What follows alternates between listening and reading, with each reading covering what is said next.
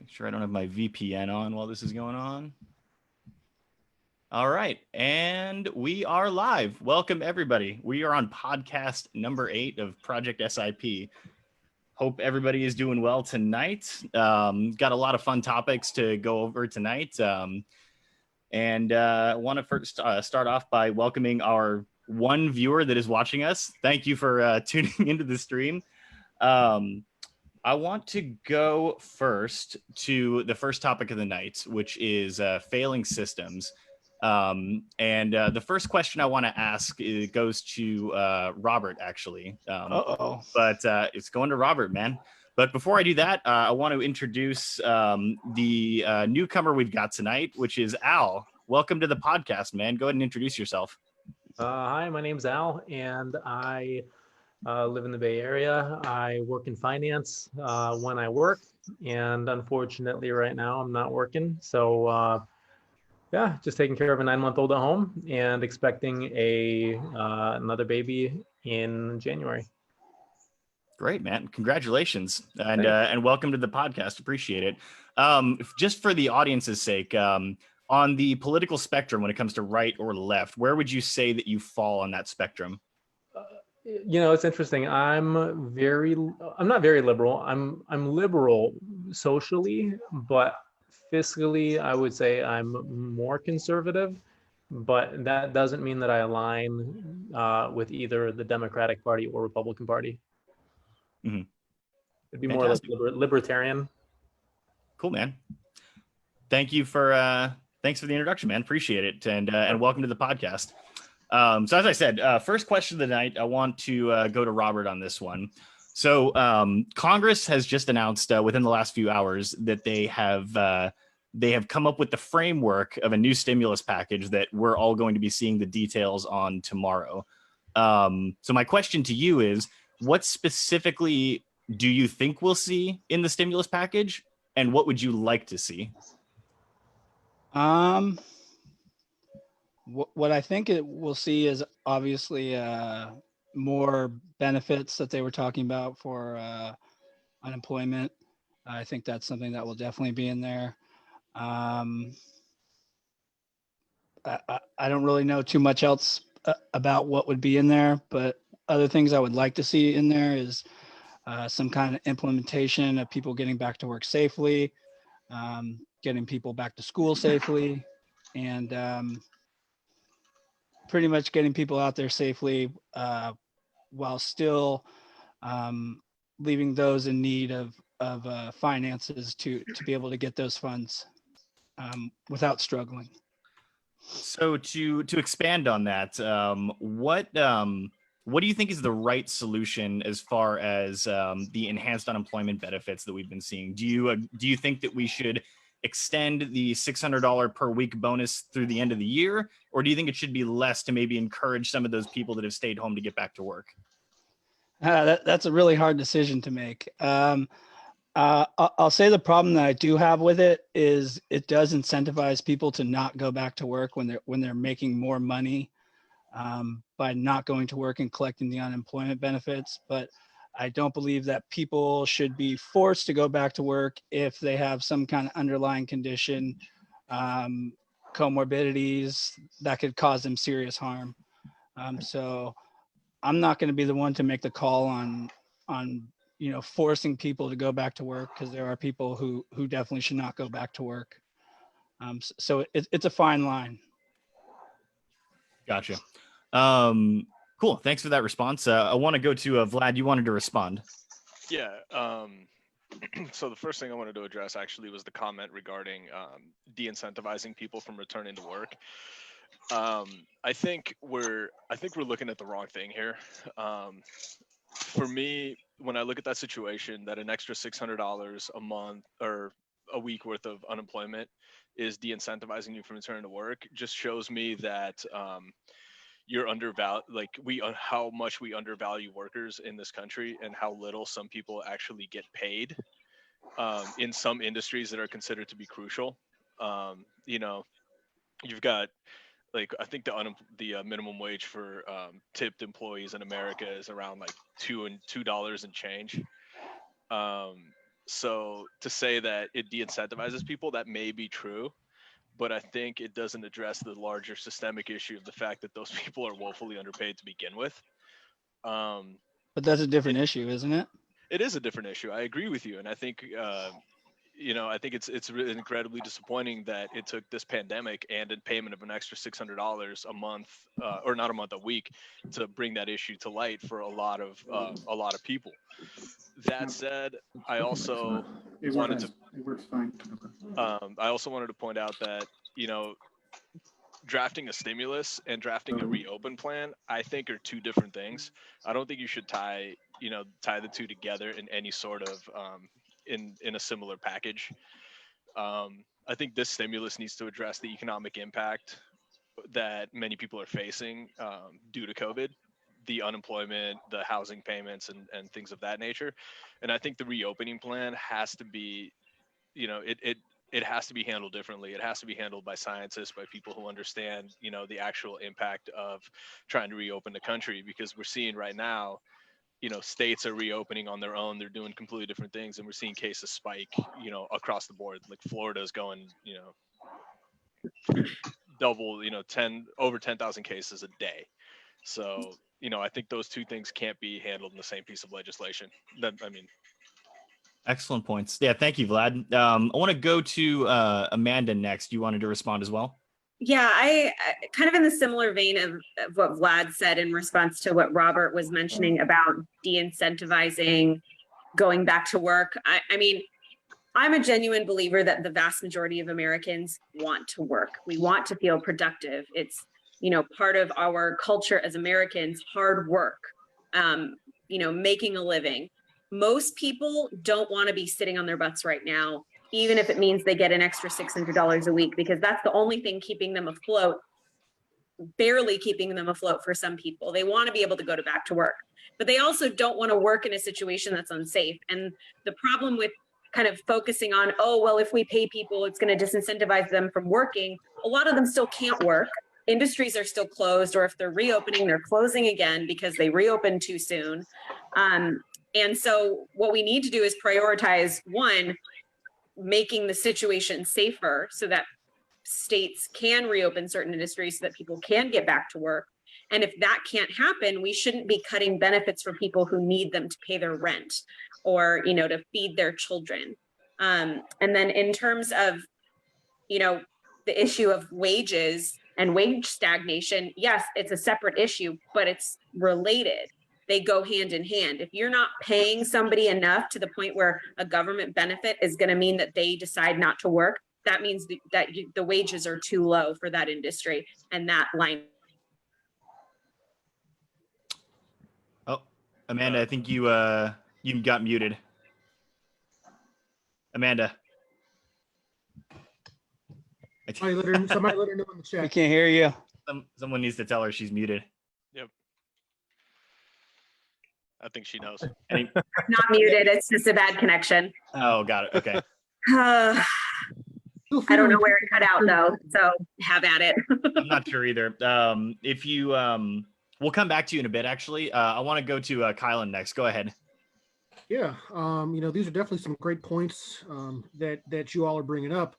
I want to kind of go back to something that we broached a little bit during our last broadcast, especially when we're talking about wage stagnation. That can be traced right back to 1980 with the systematic destruction of collective bargaining. So 100% that started with Ronald Reagan and busting unions, and it's been going on for the last 40 years. You can see that in union membership, and you can correlate that 100% to the stagnation and lowering of wages. So that's number one. Number two, there's not going to be any successful reopening if you actually get a handle on COVID. The patchwork of reopenings, when you have some governors with their heads up their asses, when you have 30% of the population denying that COVID even exists or that people are dying, there's not going to be a handle on it.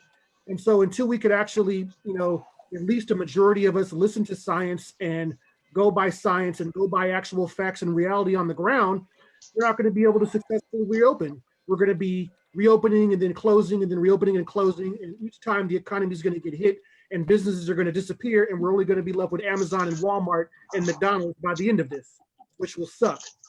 And so, we need to get COVID under control, and then we need to start talking about reopening. What we should have been doing from the get-go is paying people to stay home, and then making sure that it was eradicated, and then going back to work. Because if you look at many countries in Europe, if you look at New Zealand, if you look at other countries that have successfully defeated COVID, it started with some very simple things: wearing masks, social distancing, and actually believing in science.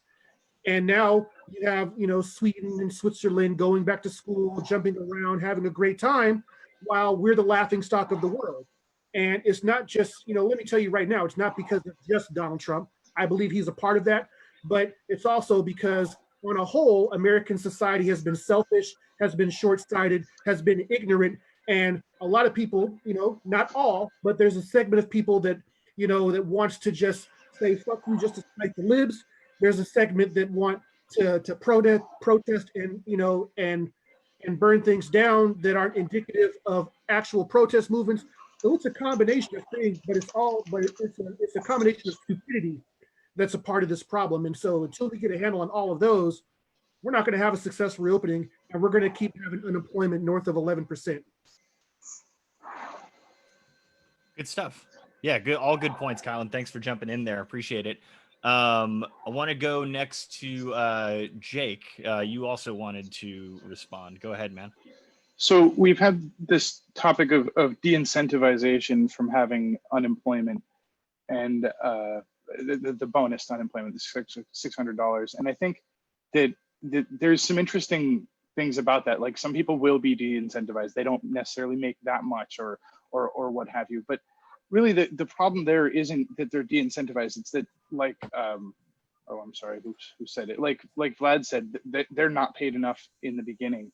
And I think really one way we could get around that is starting with we're toying with UBI by having that $600 bonus anyway. We could just implement some UBI at that level, and the money is readily accessible right now. We've got major corporations that have added insane amounts of wealth since COVID.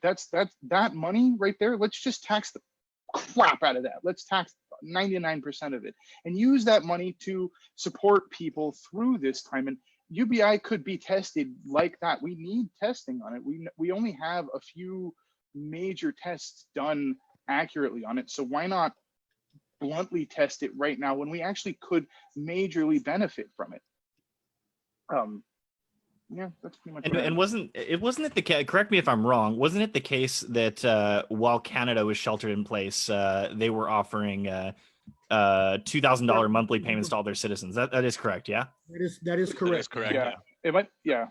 And from what I understand, they've crushed COVID up to this point. I think they're down to a very small amount of cases that they're getting per day, if I'm not mistaken. So, yeah, all good. Bad that the rest of the world is closing the borders off to us. Yeah, exactly. Maybe Mexico will pay for the wall now. You never know. So, I want to go over to Jules next. Go ahead, man. Yeah, so I wanted to point out that well, here's some a list for you. In the United Kingdom, 80% of workers' salaries was paid by the state during lockdown. In Denmark, 75%, South Korea, 70%, Netherlands, 90%. Canada gave $2,000 a month, Australia $1,000 a month, and then here we get $600 a week for unemployment if you could even get through to qualify, and a single time $1,200 check that was easily seized. Say you had like child support payments, it would get seized to go to your child support recipient, and so you wouldn't even receive any of that money. So instead of people getting help from the government, they got kind of a consolation prize. Here's $1,200, hope you can manage. And for the GOP to propose that we lower the unemployment from $500 a week to $100 a month, is that right? $100 a week. $100 a week, yeah. $100 a week. Okay. And that's pretty significant. And a lot of people are not going to be able to manage, pay their bills, pay their rent. There's going to be a lot of people who are going to get evicted when this whole thing is over. A lot of people who are going to get their utilities shut down because their jobs didn't pay enough to begin with. And it goes back to what Vlad said about the distance between what people are actually getting in unemployment versus what they're being paid. And if we could afford to pay them, which clearly we can because the money's there, why aren't we doing it? And right now we're seeing the biggest spike, and we have one of the biggest economic impacts from COVID simply because people are desperate. They don't want to go back to work, but they need to go back to work because how else are they going to pay the bills? Right. And that is fueling this spike to a very large degree, and it doesn't make any sense. No, understood, and that's all a good point. I want to go real quick to our newest member, Al. You have a response as well. Go ahead. Yeah, so I think that we need to really look at a couple things. So first, I'm going to say that I am one of the privileged who is actually disincentivized to go back to work. And the reason why, well, one, I don't have a job and I can't get hired in my industry right now. But when I did the math and I did looked at my after-tax take-home after factoring childcare versus the $2,400 per month that I would be receiving from the $600 monthly emergency benefit, on top of my $1,800 in actual unemployment, I was taking in more money unemployed than going back to work because I'm the childcare. Now, I think that what we really need to look at are a couple things.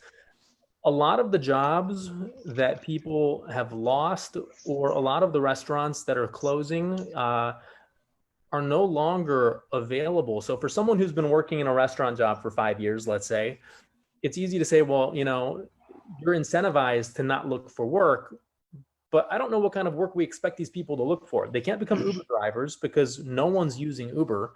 They can't get a job at a restaurant because their restaurants are closed. And Yelp says more than half, actually 60% of temporarily closed restaurants are now permanently shuttered.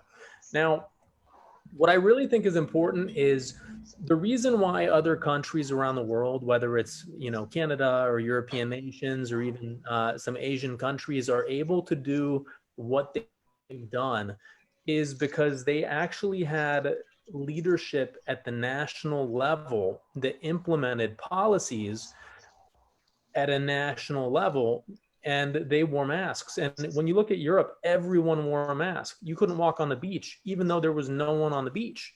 And if you walked on the beach, cops would get you and they'd fine you $500, $600. And so by us having this void in national leadership and governance, all Trump had to do to depoliticize this entire issue is just say, look, for the safety of all US citizens, we are making a national mandate. You have to wear your mask in public. And, they could have not only flattened the curve, but they could have done it in such a way where we would have literally lowered the far end of the bell curve the way other nations did, not just flatten it, but compress it to close to nothing. So now what we have is a second surge in the first wave, and it's out of control. And now the media is trying to give our president props, saying, oh, hey, well, now he's wearing a mask. Well, too little, too late. I'm sorry. It's been, 4 months. This is something that should have happened. And we could actually probably now go back to work and start trying to focus on those people whose jobs don't exist and what we're going to do about them. But we failed. And we, as a nation, as a collective country, starting at the top with our president, and then trickling down, and I hate politicizing it, but the Republican Party fell in lockstep behind their leader. And we didn't listen to science. And now we have a problem that's out of control. And it's going to cost a lot of money. And I honestly, I mean, for my benefit, I hope that they give us $600 a week for the rest of the year. And yeah, I'm disincentivized to look for work, but I'm looking for work. Kyla knows I'm looking for work. I'm trying to get a job at his company. But at the same time, I think a lot of people who would theoretically, technically be disincentivized have no work to go back to. And I don't know how we tell a waitress, hey, why don't you apply for that accounting job on LinkedIn? I mean, what is she going to do? Right. No offense to waitresses, but like, where is she supposed to go? It's different skill sets. Yep. Yeah, but you have, let's say, 3 million waitresses. Let's say we tell them all to go back to work so that they can earn their fair keep. I mean, there's a limited number of jobs out there right now. I mean, I'm seriously, I would not be surprised if you see a prostitution and a webcam skyrocket. I think we're going to see a lot of cam girls because it's a good way to make money without leaving the house. Then Props to them. Interesting point. Yeah, more power to 'em. Cool. I'm serious. Thank you, man. Let's cruise over to Tyler. First time in here. Go ahead, man. Right. So, just based on the last point, yeah, there are websites such as OnlyFans and Just for Fans and things like that, that generally people do pornographic videos on, and they have seen their rise in membership skyrocket over the last couple of months because people don't have other things to look for. That's correct. But in terms of let's give everybody a universal basic income or whatever,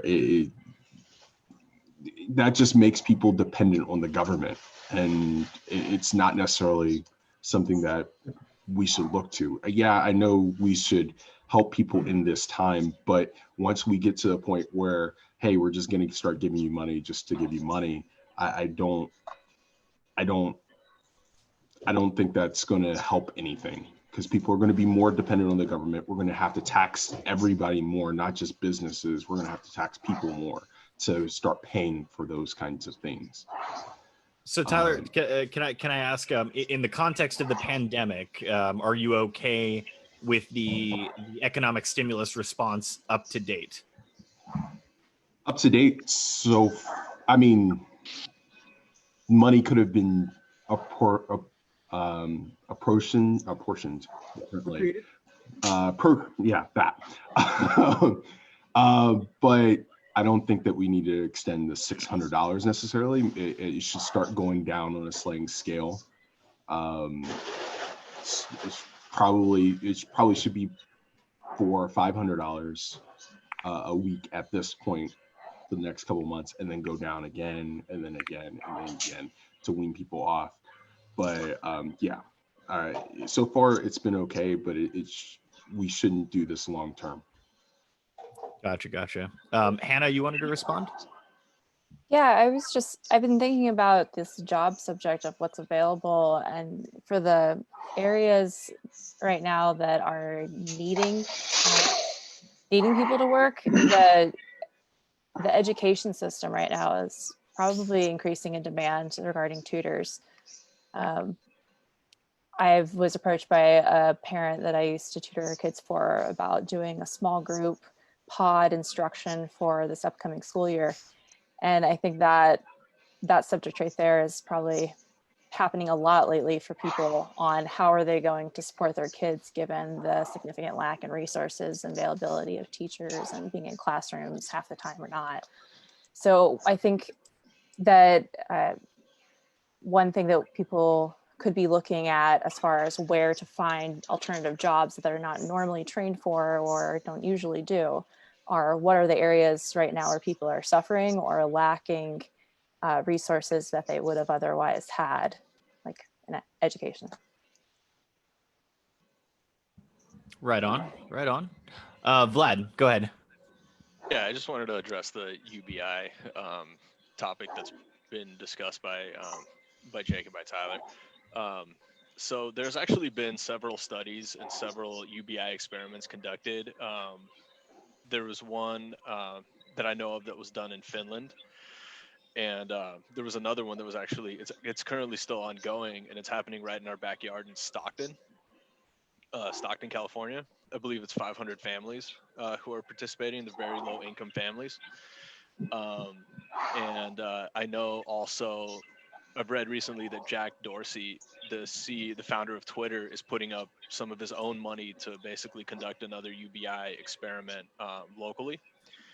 And I will tell you this, that from everything that I've read regarding those experiments, the effect on the people who receive the funds, at least as far as their mentality and their outlook on life and their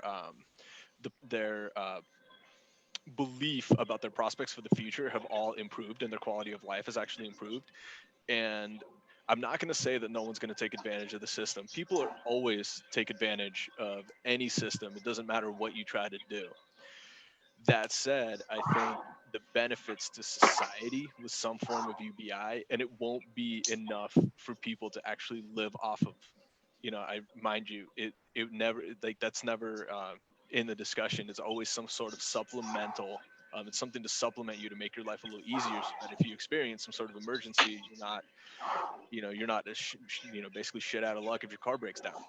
But the benefits for people far outweigh the costs. And in regards to how we're going to pay for it, let's look at what we spend money on every year. I mean, we've spent over $700 billion on an incredibly bloated military budget. We live in a country where the majority of major, Fortune 500 companies don't pay a single penny in taxes. They actually get money back. So if we were to fix the tax code to be a little bit more progressive rather than regressive, which is what it is now, we can easily pay for these types of programs. And, it could happen.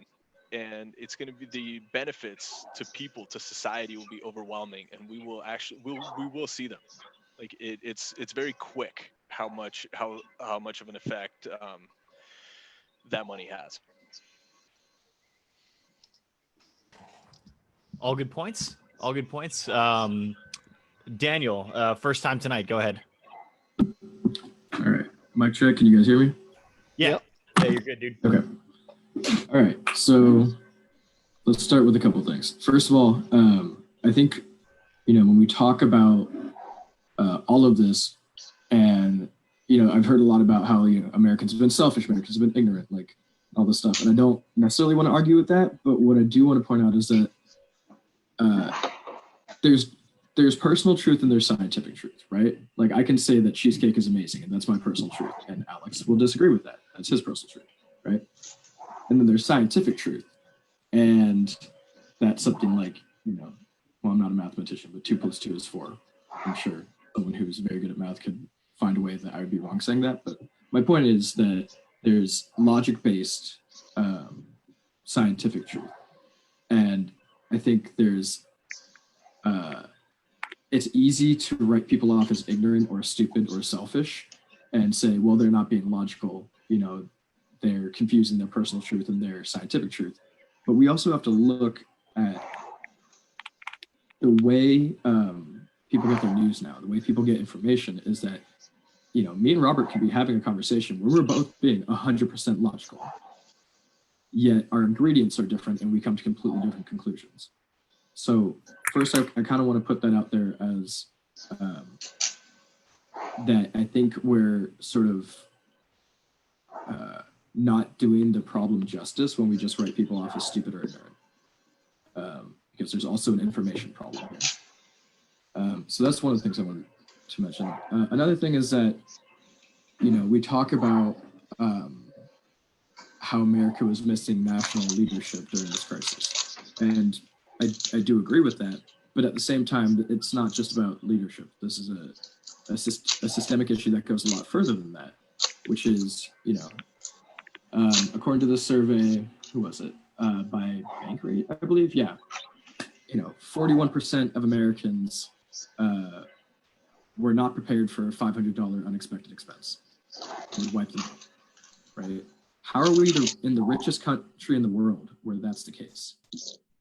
And that kind of, well, it's not just greed. I mean, and that kind of gets into this sort of discussion on UBI and discussion on work and sort of how we think about work in this country.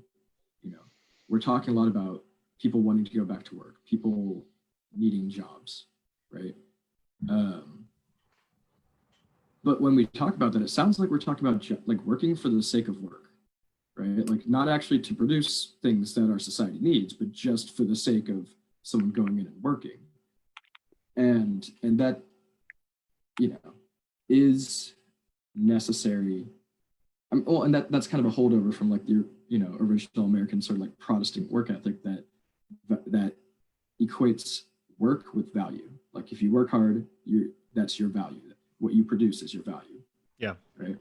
To that same, actually, Daniel, could I interrupt you for one quick second? To that same vein, I've got a Facebook question here, and I wanted to point this one to you, actually.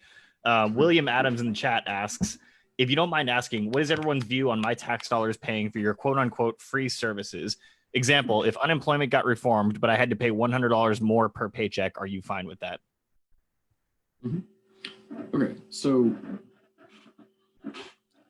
that kind of gets into what is the point of government, right? Like, if like in my opinion, the point of the government is a bunch of people coming together to form a structure that serves everyone, and it might serve this person more right the second, and it might serve this person more right the second. But the point is that it does greater collective good, right? And I think everyone can kind of agree that our government isn't doing that for us right now.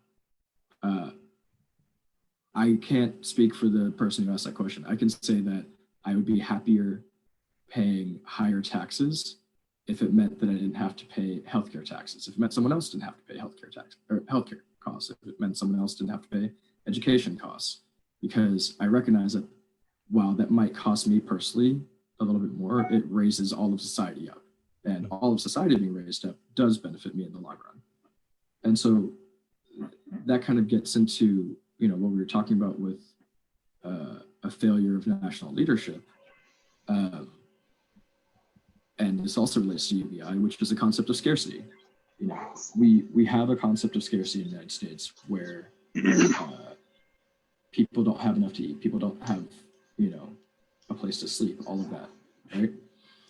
And I think that we're at a point technologically where scarcity is mostly artificial. We, according to the U.S. Department of Agriculture, we throw out 40% of the food we produce. According to, let's see, where was it? According to the National Alliance on Homelessness, there are 600,000 people homeless in the United States and 6 empty homes for every one of those people. So when we have these resources, the question is, why do these people not have food? Why do people not have a place to live? And it is an idea of artificial scarcity. It's the same reason that technology has planned obsolescence, meaning that things are built to break so that you have to buy more, right? So if this scarcity is artificial, if we have the resources to provide for everyone and we're just not doing it, then that means that the leadership is not serving the people who actually need these resources. And part of that comes down to America leading the world with an iron fist, basically. We have the largest military budget in the world right now. So, I mean, a lot of that just comes down to just a mishandling of the budget, in my opinion. I wanted to, Daniel, finish your point real quick, and then I want to go to Robert next. Yeah, go ahead. So yes and no. Mishandling of the budget, maybe, but that makes it sound more bumbling and unintentional than I think it is. When it comes to good point, like what it comes down to, in my opinion, is mass organization. And I'm going to say this like from a union perspective. I shared an article the other day with you guys, or a study done in Cambridge that showed that higher unionization in states is directly correlated to legislators in those states making laws that serve the interests of the poor more often than they serve the interests of the rich, right? And that is a direct result of mass organization. And I can say from my own experience with unions is that, we back candidates that we think will do good for our workers. So, if we're looking for an answer here on how, from the bottom up, is mass organization, make unions stronger again, let's have some solidarity as working class people, and let's force legislators to actually care about us. Right. Yeah, all good points. I agree. And Robert, you wanted to respond to that? Yeah, I wanted to respond to a couple of things. So first, a couple weeks ago, and I think 2 podcasts ago, we were kind of talking, and people kind of agreed that it was kind of good that we were starting to get the country back open and running. And then what happened was we started getting more cases, which is obvious that was going to happen. And then we kind of had people kind of jump back and now say how bad it was to have opened the country. So I think that's a little bit hypocritical. Another thing I also wanted to address was that people were saying that all the European countries were wearing masks, and that if they were caught not wearing masks, that they would be jailed. So places like Denmark, Sweden, Finland, all the Nordic countries, only about 20 to 30% polled said that they were actually wearing masks.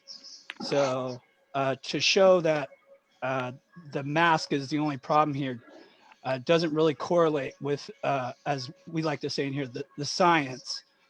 I don't think anyone is saying the mask is the only problem, though. Well, I know, but Sweden's almost done with their COVID. Denmark, all these countries, but barely any of them were wearing masks. So that was one thing I wanted to also bring up. Another thing was that we had talked about the Asian countries and how their COVID is also dropping. Another thing that the science says is also that the United States COVID is something like 4 times more contagious than the COVID that was found in Asia. So that's obviously another reason why we would have a lot more of the coronavirus in the United States. Another thing I wanted to bring up was that it would be unconstitutional for the president to create a mask mandate. That's not something that the president can do on a national level. That's why we have a federalist system that states alone can do that, but the president on a national level can't do that. That would be something that would be unconstitutional. But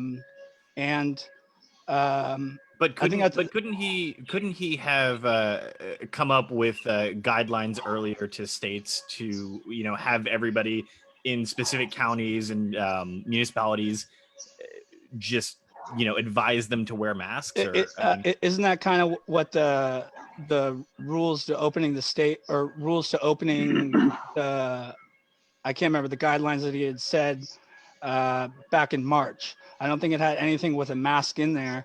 I think at that time we were still debating on whether masks were working or not. Right. Well, and the idea was that once new information came out that asymptomatic spread was a real thing, then the CDC changed their tune on that. So yeah. I think that had less to do with politicization and more to do with. Well, I think the World Health Organization also was saying the same thing as well. So I don't think it was necessarily something that was political on a conservative CDC versus a World Health Organization, which I don't think is very political on the same side as the president. Mm-hmm. But yeah, the president could have worn a mask sooner. I agree with that. I think that the president made a bad call by not wearing a mask. I could assume that the reason why most of them, Pence and them, didn't want to wear a mask is because, when you're at places like the Mayo Clinic or wherever, you want to get good photo ops that you're showing your whole face. And it's a pretty bad photo op to go to the Mayo Clinic for your first time as a president and have to have your face covered. I don't think it was something that the president was saying that the masks weren't working. I think it was more something of a photo op, more or less than anything. But either way, it was a bad call. But the last thing we had talked about was entitlement programs. And the thing about cutting the defense budget is if you were to cut all other programs and you're just left with the entitlement programs, it still doesn't even balance out the budget. So our entitlement programs are something like 60% or some crazy ridiculous of our spending. So it's nice to come up with these ideas of UBI, which is actually, as a libertarian, I am more for UBI than having all these other 120 different entitlement programs. But if we're just going to add UBI on top of our entitlement programs, it's just creating more spending. So I like the ideas of people talking about cutting our defense budget, but the defense budget isn't the real problem. It's actually the entitlement programs that commit a vast majority of our spending. Gotcha. Are you talking about Social Security? One quick follow-up question to that, and then I want to go to Jake real quick. And I understand this isn't like necessarily a quick answer, but what when it comes to reforming entitlements, what would you support? Are you talking about raising retirement ages, or I guess what would be your thought on how to reform them? Quick answer, and then Jake. It's hard to give a quick answer because the thing about Social Security, the thing about the whole Social Security is that when it was created, people's lifespans were a lot lower than they are today. People are living up until 80 years old, whereas at the time, the average life was like, 50, 50 something. So there is an aspect of me wanting to raise the age of Social Security, because by the time I get to Social Security, it's going to be run dry. So there has to be something, because by 2035, Social Security will be run dry, and it'll just be another thing that we're sucking out of our deficit each year. Gotcha. I appreciate you making that as quick as you could. It's hard for a libertarian to do. So yeah. Jake, go ahead. So a little handful of things. Back to UBI for a second. I think entitlement programs are a big point of spending. And if we wanted to talk about that, I think most UBI studies and most plans for UBI have talked about a general reduction in other entitlement programs, because most of that should be covered by the UBI. And I think really one of the most important aspects of the concept of demotivizing people from going to work is that if you had that continued unemployment bonus, or if you had a UBI, people aren't going to not go to work. They're going to work for themselves. They're going to have the time and the energy to develop whatever project they'd like. So you actually end up seeing a whole lot more direct social benefit by just taking the bottom rungs of Maslow's hierarchy and getting rid of them, making it so people don't have to stress there. The concept that people are going to take advantage of UBI is just broken. It does not make sense. It's universal basic income. You can't take advantage of that. Even if you wanted to be lazy and do nothing else, it's universal. It's in the name. You can't take advantage of that. It's for whoever. Finally, I think we're facing a really interesting thing. Hannah mentioned there's this request for teachers to go back to school, and there's this simultaneous request for teachers to privatize, and different echelons of society that are going to, if COVID persists, start appearing, where some people aren't going to be able to afford going to school, or private education, or like a tutor at home, but they're going to have to decide, do I go to school or do I stay home and not educate? And in the next little while, if we allow that, we're going to see horrifying results for the next coming generations of lack of information that we all consider general background information for our lives. I'm not sure how we resolve the teachers' demand to go back to school, but something needs to be done here, because if the kids all go back to school, the sickness goes everywhere fast. Can I so I want to ask a quick follow-up question to Jake, and then we'll go over to Kylan next. Jake, do you worry that that UBI could lead to hyperinflation in the US? No, I don't. I'm sorry. I'm not sure why it would. I think that the point is you're handing the people who don't have enough already enough money so that they don't have to be stressing constantly. We're not talking about creating a bunch more money. We're talking about taxing places that like the places, the companies that have made a ton of money since COVID. That's money that should be taxed. They shouldn't be profiting off of the crisis. So there's boom, free money. Let's use that for the benefit of everybody. So no, I don't think it would cause massive inflation. I think we're just talking about moving money from the rich to the less rich. Cool. Thanks for explaining that, man. Kylan, up to you next, man. Go ahead. Yeah, there's so many points that I want to make, but when we're talking about, entitlements and retirement, first of all, I think I don't like even calling them entitlements. At last time I checked, from the time we get our first job, we're paying into Social Security. That comes out of our paycheck. So that's not something that we're entitled to. That's something that we paid into. And, I'll repeat this, and I've said this on previous broadcasts, but before we start talking about quote unquote entitlements or spending, let's stop. How about we do something about corporate entitlements? How about we do something on the oil industry subsidies that are over $8 billion a year that we've been given since the Industrial Revolution? How about we, stop with the entitlements for people being able to stash money in the Cayman Islands, Bermuda, Switzerland, Panama? How about we do something about, racehorse owners being able to ride off their racehorses, the NASCAR track owners being able to ride off their race car tracks, and Puerto Rican rum distributors being able to write off that. There's so many loopholes, there's so many deductions, there's so many giveaways for corporations and for rich people. I'll be damned if I take any more skin off my back, or working people take any more skin off their back, talk about trimming their entitlements or things that they honestly pay into, until we see some of the corporate socialism and corporate welfare that's been going on for decades, until we take a look at that. And so I think we've been all trained so much to talk about spending and to talk about we need to cut this, we need to cut that. Well, let's start by cutting some of these egregious giveaways in our tax expenditures, and the thing is, we can still have a robust national security apparatus and protect the people of the United States. We don't even necessarily need to just start slashing the military budget verbatim, but you know what we can do? Climate change is real. You know who the #1 producer in oil and gas is in the United States? The military. How about actually, moving over a lot of our military planes and military bases to green energy? That's going to save lots of money. Instead of having It costs a lot of money. But what kind of green energy would the planes instead of having no bid contracts where people can not bid on contracts and have the information not see the light of day in regards to transparency? How about we actually have Congress and civilian oversight of where this money is going, so we're not just, having these exorbitant amount of money spent on military? Because it's not even just about planes and tanks and missiles that's just bloated.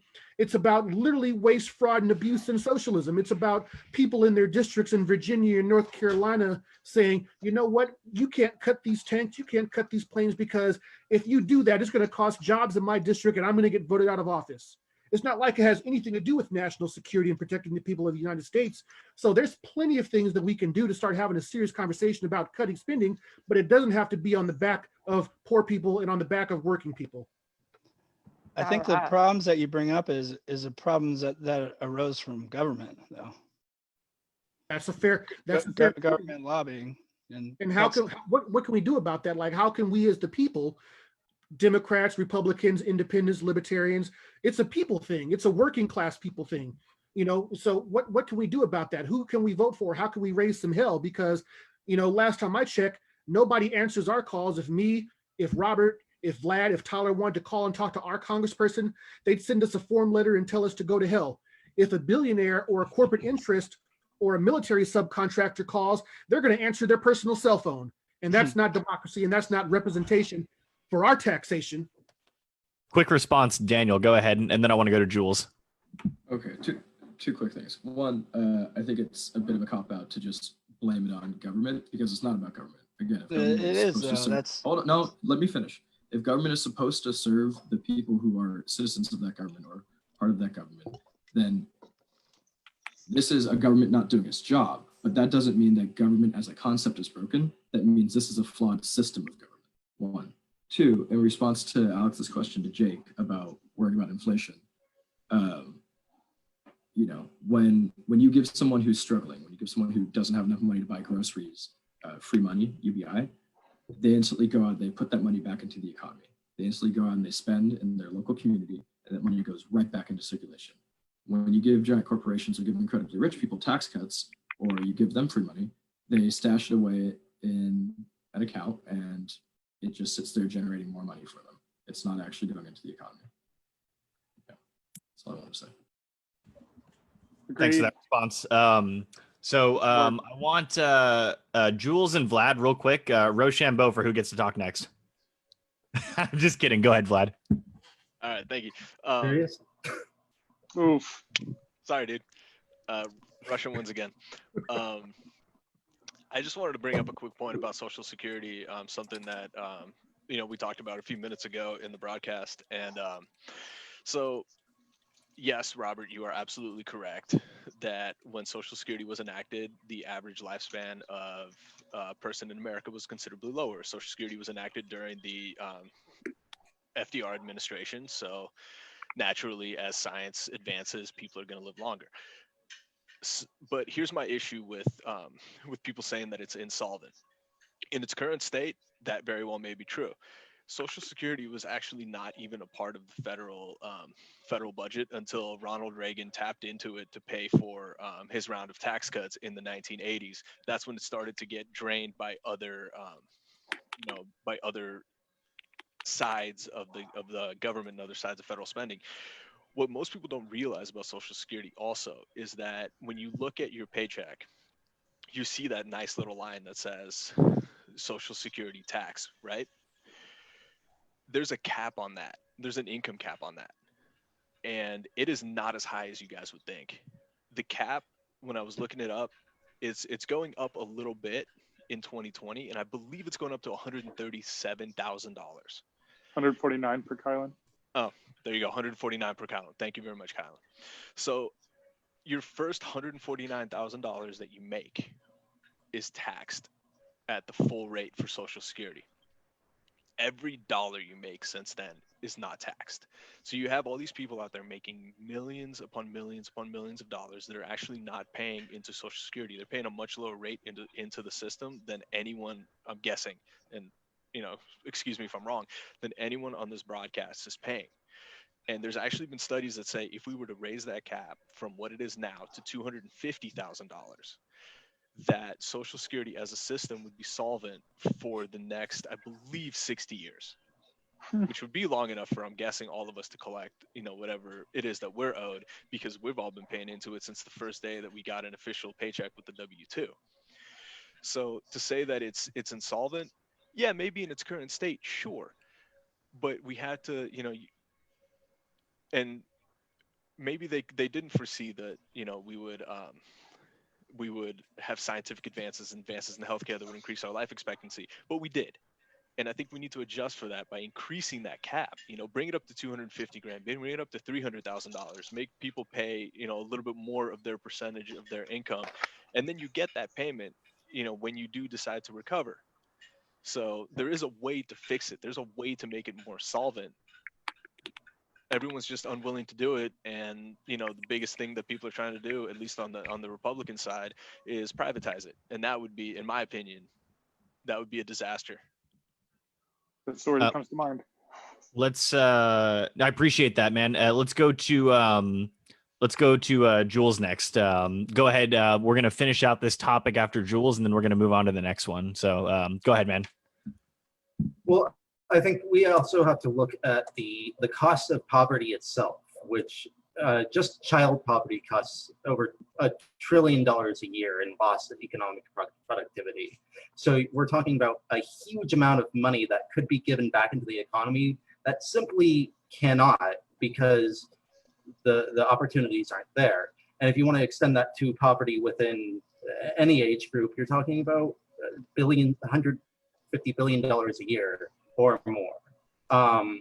Having a universal basic income would solve, to a large degree, a lot of that, because we're talking about getting rid of aspects like unemployment, food stamps, and various other entitlement programs that people have to be on because they don't have the opportunities that they need to have, and they're not getting the income that they need in order to pay their bills, pay their rent. All the utility programs that give you discounted utilities. I mean, that money is coming from somewhere. It's subsidized. So if you gave everybody a certain amount of money, and it doesn't even have to be a huge amount, just to subsidize their income, we could remove a lot of money that's being sent just throwing at entitlement programs that everybody needs to be on, but they don't have the money to get off. The cost of poverty is immense, and it's getting worse. I mean, here in LA, there's tent cities everywhere. I mean, with COVID, they started taking them off the streets as much as they could to put them in hotels that the government basically got permission to put them up in those hotels. But they're still homeless. They still don't have those opportunities. And a lot of those people are families, like entire families that are homeless because they can't afford rent in LA, or they can't afford rent somewhere else, or they can't afford to move somewhere else because they have no mode of transportation. UBI would cost a lot less overall if you factor in the amount of entitlement money that you are removing from having to be paid in the first place. I don't know that you'd even need to do that. Like there's so much untaxed wealth that could just be taxed even slightly. Like I think it was Vlad pointed out that if we move that number up to not 250,000, but like, I don't know, 1 million or 2 million, and tax everybody, hell, remove that cap and use that insane wealth that has been so far untaxed to form a UBI. You wouldn't even have to get rid of the entitlement programs we have now. And no, you wouldn't have to get rid of them, but they diminish by themselves. They might just not matter anymore. Right, exactly. And the amount of money that the state and city and country has to put into those systems would diminish. They'd save money in the long run. And as you said, if they move that cap up, taxed a little more to the extraordinarily wealthy and corporate, the corporate wealth, and get some of that money to people who really, really, really need it. Those entitlement programs might at some point become irrelevant. And wouldn't that be a great goal to try and strive for, is to not even have to need the entitlement programs in the first place? Yes. Isn't it like something like $1 trillion we add to the deficit each year, though?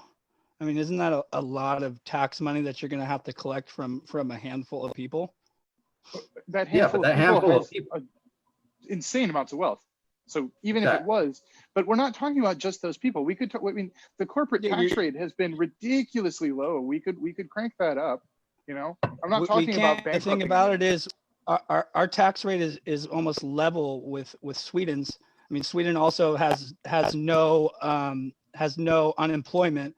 So, has no minimum wage. So there's a lot of things that we can say that we could do, like compare ourselves to Sweden. But when you actually look at it, things like Sweden, they have almost the same corporate tax rate as us. They have no minimum wage. So I check. Pay their workers personal a tax rate amount. is 57%. I said corporate. I said corporate. So Robert, you're breaking up a little bit. I was saying the corporate tax rate. I wasn't saying anything about the personal tax rate.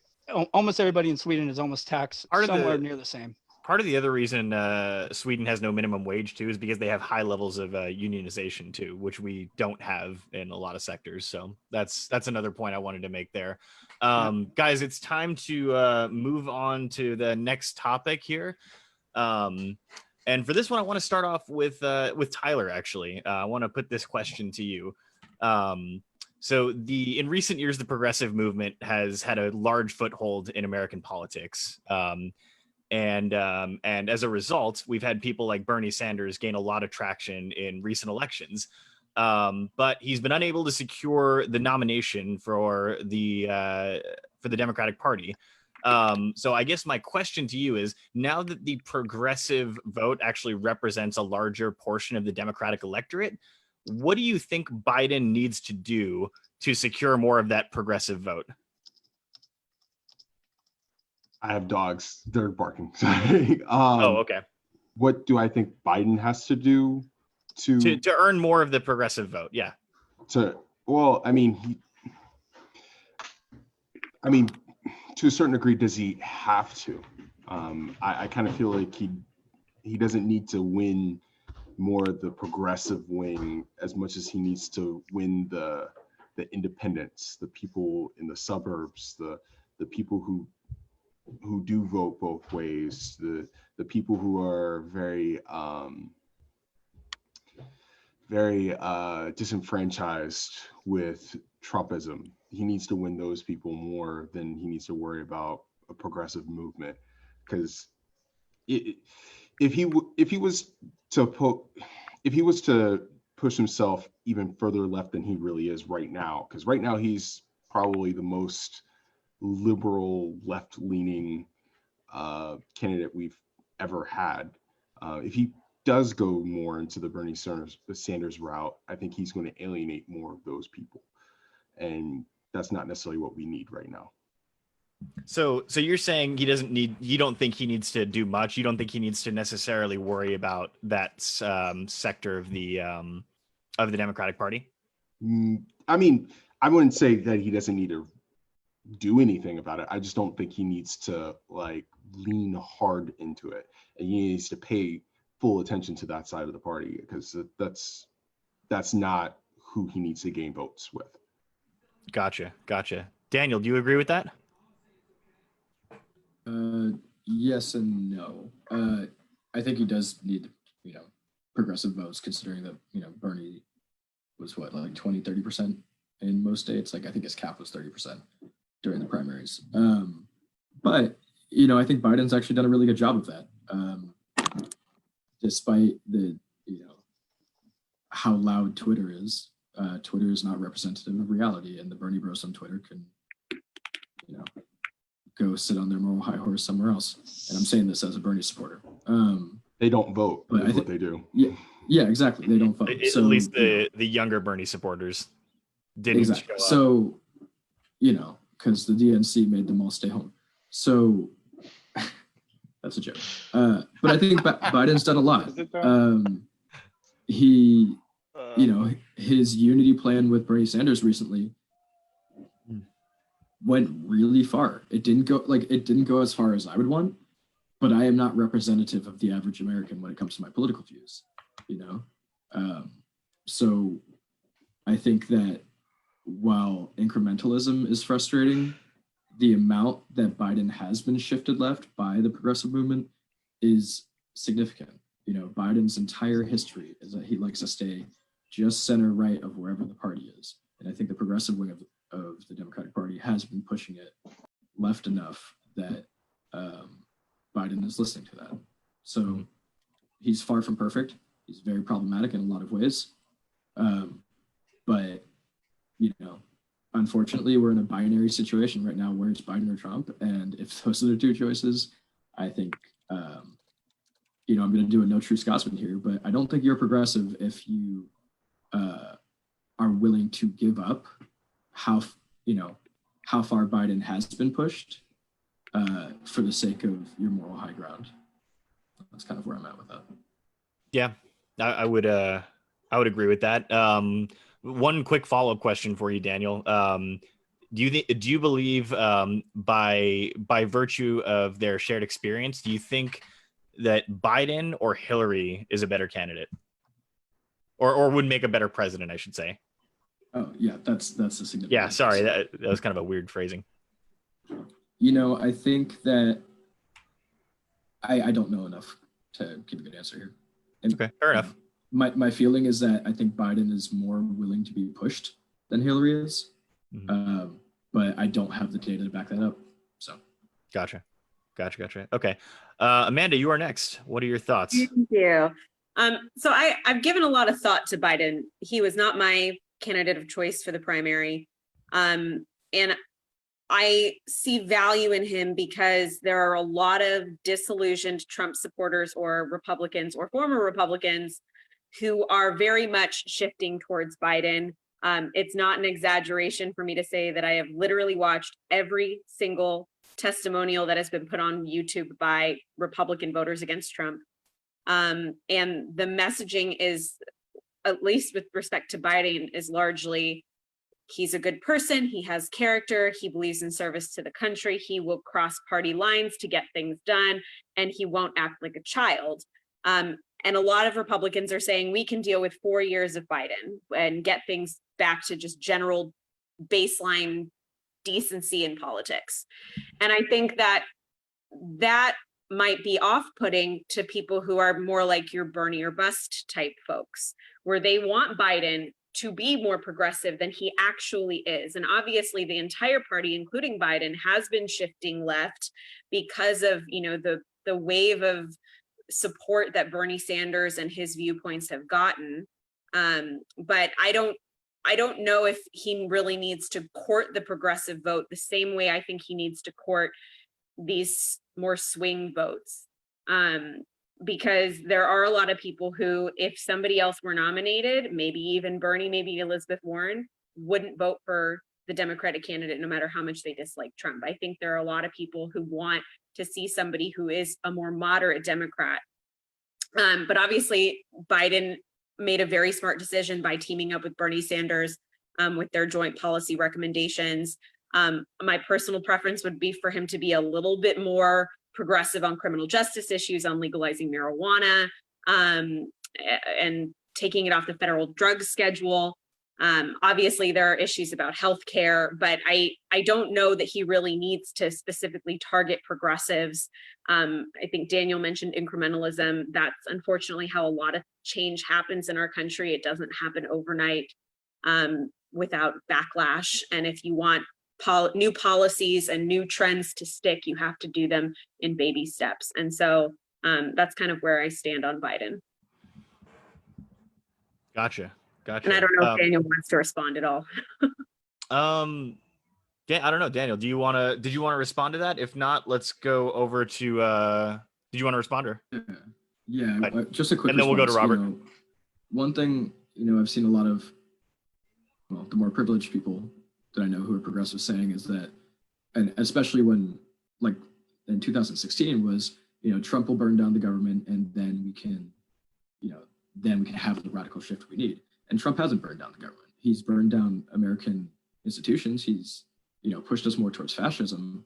But I don't think the government isn't being destroyed.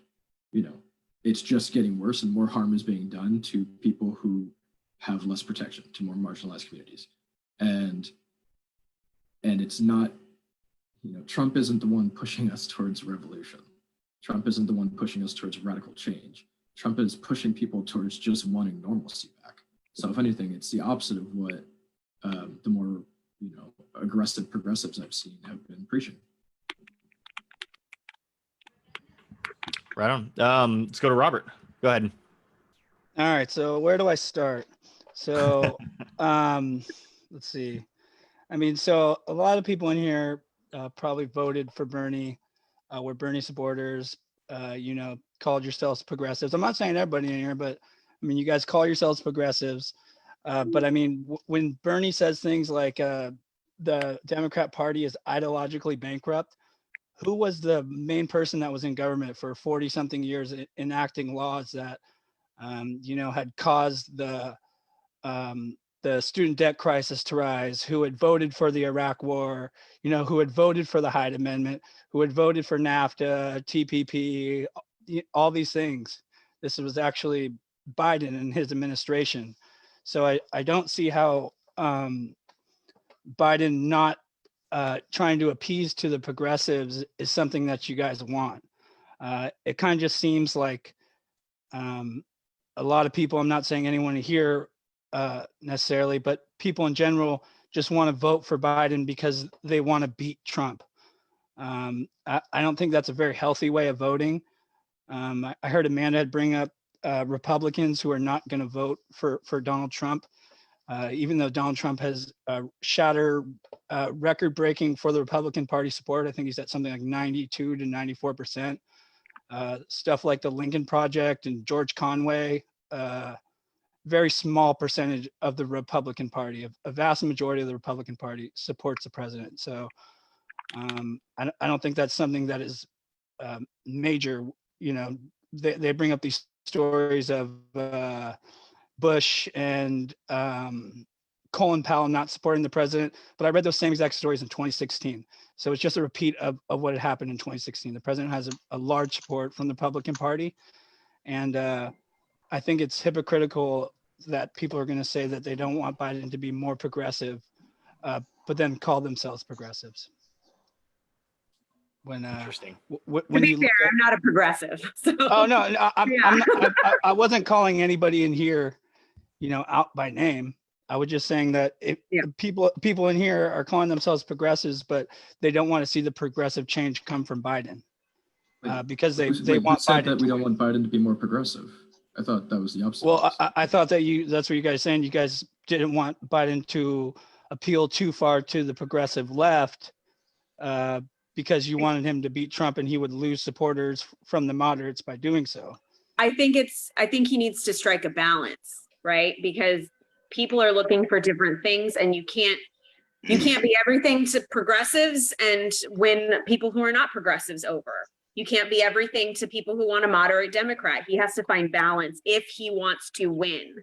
And there are people who are totally going to be like, I'm voting against Trump, just like people. Oh, you lost your volume again. Amanda. And Man, we can't hear you. I mean, I understand. Amanda's frozen.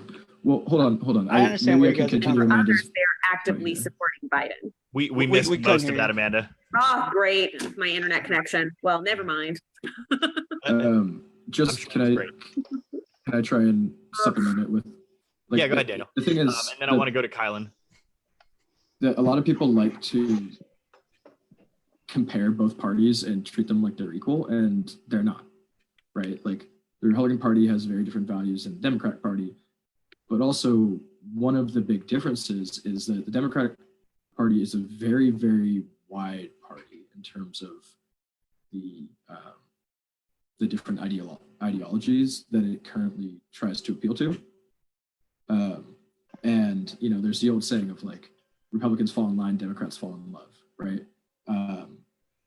Like you were saying, Trump has a huge amount of Republican support. Republicans tend to fall in line with whoever the Republican candidate is, even when the Republican candidate, one election has vastly different values and views than the Republican candidate in another direction or another election. So I think that when we're talking about Biden needing to appeal to progressives, but not compromise so much that he alienates the moderates, it's because the Democratic Party itself is such a wide party.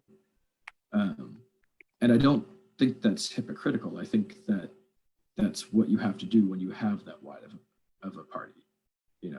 I wish we didn't have a two-party system, because it'd be really nice to see the Democratic Party splinter into the neolibs and the progressives, but unfortunately we're stuck in this two-party bullshit. And that's why I think that, and I think most of you would agree with me, I think that ranked choice voting is important for that very reason. Let's go to Kylan next. So number one, let me just make myself perfectly clear and put it out there. I was a very enthusiastic Bernie Sanders voter in 2016. I was a very enthusiastic Bernie Sanders voter this time around. Number two, I would vote for gas station sushi over Donald Trump. I would vote for Bill Cosby's bartender over Donald Trump. I want him gone. I think he's been horrible. I think he's been horrible for every institution of government and for the collective moral soul of the country. So getting those two things out of the way, it's not just about the presidency. I'm also very practical. Would I prefer Bernie Sanders to be the president? Absolutely. But you know what? I'm also perfectly content with having Joe Biden be the president, and I'm very happy what he's been able to do partnering with Bernie Sanders and other flanks of the progressive wing. The same as Daniel said, would I like him to go farther on some issues? The same as Amanda said? Absolutely. But again, we're in a two-party system, and what you have to work with what you got. But again, it's not just about the presidency. It's about down ballot. It's about governors. It's about Congress. It's about the Senate. It's about state houses. It's about, state representatives. It's about school board. It's about city councils. It's about mayors. That's how you build a true progressive movement, not just, from the Oval Office. Because if you haven't noticed, some of the most progressive policies have been emanating from states, have been, that's where they've been coming from, and that's going to bubble up to the national level. So it hasn't even been top-down progressivism; it's been from the bottom up, and I'm perfectly okay with that. So that's what we really need to focus on. And I think Democrats, basically can whine too much. I don't want to be a monolith and say, oh, be like Republicans and just fall in line all the time. I think there needs to be individual thought, but at the same time, I don't think we need to cannibalize each other at the same time. Because regardless of how I disagree with Republicans or conservatives or whatever the case may be, at least they stick together for the most part. Sometimes I think Democrats fight each other harder than we fight Republicans. And let's actually win some races, and let's win some races and win some elections before we start cannibalizing each other. And you know what? I have absolutely no problem with all of us banding together and getting in Joe Biden's ass once he's in the Oval Office. Let's push him. Let's push him from a grassroots level. Let's push him in from a congressional level. Let's push him. Let's push him with advertising, whatever that may be. But he needs to win first. Let's win the damn race. Because one thing Democrats do well, they bitch good from the outside of the levers of power, not winning a race. Win a damn race. So that's my thing. Very good. Very good. Jules, let's go to you next. You wanted to respond. Yeah. Well, first off, I wanted to point out that Donald Trump's approval rating amongst Republicans is not 90-something percent. It's actually somewhere in between 80 and 85%. So there's still, it's high. Obviously, it's high, but there's still a pretty decent chunk of Republicans who are saying, no, I'm not really into this guy. As far as Biden's chances with progressives go, I think his VP pick might make a difference. I don't know if it matters too much because, Donald Trump experiences a very wide enthusiasm amongst Republicans. There's a actually bigger amount of enthusiasm to vote against Donald Trump than there is to vote for Donald Trump. So that's actually pretty significant because that matters just as much. So if you're saying, yeah, the enthusiasm level for Donald Trump is huge, and it is for the most part. 85 is a huge percentage of people who would vote for him, who will vote for him, who are excited to vote for him. But the amount of people who are excited to vote against him in general is significant. And it's equally significant because those people are interested in voting for Joe Biden necessarily. They're not excited. And for good reason. Joe Biden's not the most interesting guy. He has policies, though, that are in a platform that are probably some of the more progressive platforms that I've ever seen. And he's adopted many of the platforms of Bernie Sanders and Elizabeth Warren. But I think the more significant point is that people don't care about that nearly as much. And by a wider margin than they care about voting against Donald Trump. So does Biden need to get the progressive wing on his side? Maybe, maybe not. But I think all those people who are excited to vote against Donald Trump includes the Progressive Party. So I don't know if they need to be convinced to vote for somebody who's not Donald Trump. I think they gladly vote for Biden over anybody else because they know, and most people who have intelligence level of any sort understand that Joe Biden is the only alternative that's viable. So I don't even see that there's a need for him to pander to that vote. However, I do think it's important that he does. Because the progressive wing of the Democratic. Are you suggesting that anyone that doesn't want to vote for Biden doesn't have the intelligence? Yeah, I don't think that's a good No, statement. that's not what I was saying at all. I was saying that anybody, like there's a Bernie bro people, and they don't seem to live in the same reality, right? They're saying Biden can't win. Bernie was the only guy, and okay, well, don't they have valid concerns though? I mean, are their concerns valid? Sure. Yeah. But if their concern is that to get Trump out of office, then they understand that that's not what about really the people a viable point of view.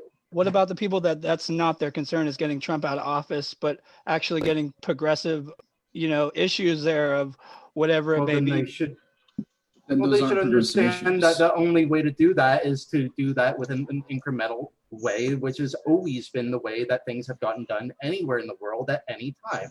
It didn't, slavery wasn't ended in England fast. I mean, it happened before here, but it was still a battle. I mean, it's not, these are things that don't happen fast. You can't enact a progressive point of view, end slavery, start universal health care. Those were not fast things in Europe, and they won't be fast things here. But overall, if you put the right people in office who are open to those ideas, and Biden does seem like he is open to those ideas, even if he's not saying, "Oh, I'm definitely going to do that." It's the next step in order to get us to where we need to be. But isn't that progressive isn't about. Sorry, Go go. I was just going to say that, like, isn't that the problem that the progressives, the Bernie supporters have been saying, is that they've just been throwing out the moderate every single year, how Obama had appealed as a moderate and they got nothing done. Sure. But moderate has become, the moderates lately have becoming moved further to the left more and more every time they come up. Jules, wrap up your point, and then we got to move on. Sorry. Good point. The point I'm trying to make is that moderate in America is not the same definition of moderate as in other countries. I mean, Bernie Sanders' ideas in England would be considered center left. They would never consider getting rid of their universal healthcare system. Not the conservatives, not the Tories, not the Labours, not anybody. They would never consider that because it's super popular. It works. And so there's a disconnect between what we call conservative, moderate, liberal here versus what the rest of the world considers to be conservative, moderate, liberal. And we're being pushed right now from the Trump administration way far to the right, a lot more towards, a fascist point of view. And the moderate is kind of just slightly over. And I think, the important thing that we are trying to do here is get Joe Biden to agree with the more progressive views. And he's added a lot of those to his platform. It would be interesting to see who he picks for VP, but overall, and by the demographics of the country, we are moving further left overall. So I think that's a positive sign that things are getting better as far as how politics are moving in our country. Thank you, Jules. Before we move on real quick, for those of you who don't know, this is not the day that we typically do this. We had to reschedule this podcast for my mom's birthday, and I noticed that she is watching the podcast right now. So I'd love it if the panel could real quick wish my mom a happy birthday. Happy birthday! Happy birthday, Alex mom. Happy birthday. It's tomorrow, but Happy birthday. tomorrow. Happy early. Happy early birthday. Happy early birthday. Yeah. Next Happy time birthday, I come over, Mom. I Love want you. some more of that ham. Is there a She- word being for born. that? She You know, rather than deserves related? 2 days worth of birthdays. How about that? To make her a cheesecake. Yeah. Oh man, I bet she On it. loves cheesecake. She probably does. She does actually. I'm the black sheep of the family that doesn't like it. So Yeah, not Um, surprised. What else? Is so yeah, after that segue here, I want to go real quick to who is next in line here? Vlad, you wanted to speak Robert. next. Go ahead. Robert actually wanted 30 new? seconds. Actually, yeah, I think Robert wanted a couple of seconds. Oh, I'm sorry. Yeah, go ahead, Robert. Please, It Robert, was go ahead. I'll go after you. It was nothing in particular. I don't want to go too far down a rabbit hole, but I don't even think that fascism is a right-wing ideology. If we're going as right would be the smaller amount of government, I don't know how you would go right and then have the small amount of government, which then turns back into a dictatorship of a big government. So I wouldn't even agree that fascism is a right-wing ideology. As we know, Hitler and all It's these literally others. defined as a right-wing ideology. I can understand what they put on Wikipedia, but when you look at it as left would be a bigger size government and fascism or right wing would be a smaller amount of government, I don't know how you would all of a sudden get back into a dictatorship of right wing. Wouldn't right wing more or less be almost anarchy with no government? No, So- that's left wing. That's That extreme would left. be And, left wing. and Wikipedia is actually extremely well sourced. Yeah, I know, but we can say that things are left Right. or right wing, but when we actually look at fascism and Nazism, those were things that were actually left wing ideologies. I mean, the word No, they weren't. national They were never. national socialist did So- Hitler not? That's absolutely untrue. What does Yeah. Nazi stand for? Guys, It we're stands for arguing over national. definitions that we're It not going stands for into. National Socialist. And hold on a second. Hitler had promised Germany massive government benefits. So to say that Hitler was not using socialism to try to gain power, and he was democratically elected, I mean, it's kind of not true in the sense that, I mean, what Nazism started out as. I mean, we could say what it turned into because we know what happens when we want to give socialism and communism to people is every single time it turns into a dictatorship. So So we're literally just talking though about how Amanda, left quickly, wing and 30 right wing seconds. have different- Okay, so just to be clear, when we're talking about fascism and socialism, they are technically not the same thing, but both are considered historically to be right-wing ideologies.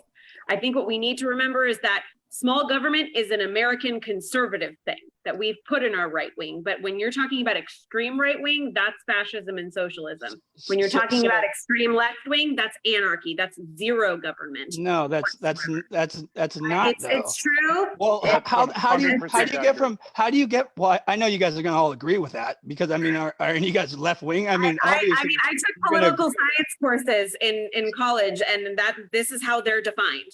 Fascism is historically considered a right-wing ideology. I bet your college of 12 to 1 liberal to conservative teachers are going to teach It's not about that. It's are about going to teach you these kind of historical things. facts. What is it saying about colleges if the most educated people are also liberal? It's historical fact. I went to the same college as Katie Pavlich from Fox News. Like, we're in Arizona, okay? So this I understand that, is a but historically right-wing ideology. Period. That's how I'm it's talking about America right wing. We can talk about other governments, but we're talking about America's politics here. So I don't know. We're just talking about Nazi, which is not the American American right wing politics. is not the Okay, right wing. so then why are you saying America's getting towards fascism if fascism isn't an American ideology? That's not what I'm saying. It shouldn't be an American ideology. I think we've all previously agreed that American ideology is an anti-fascist ideology with respect to the way we've set up our government. But with respect to world international relations and politics, fascism is a right-wing ideology. What Americans have defined as left and right-wing is unique to us. Mm-hmm. So anyways, that's all I wanted to say. Thank you, guys. Moving on. Let's Vlad, you've been waiting for a while. Let's get over to you, man. Yeah, there's actually a lot I can say on this recent topic, but I want to bring us back to what we were talking about beforehand, which is Joe Biden and the progressive vote. Thank you very much. I appreciate it. I will say there were Vlad has some personal experience with that.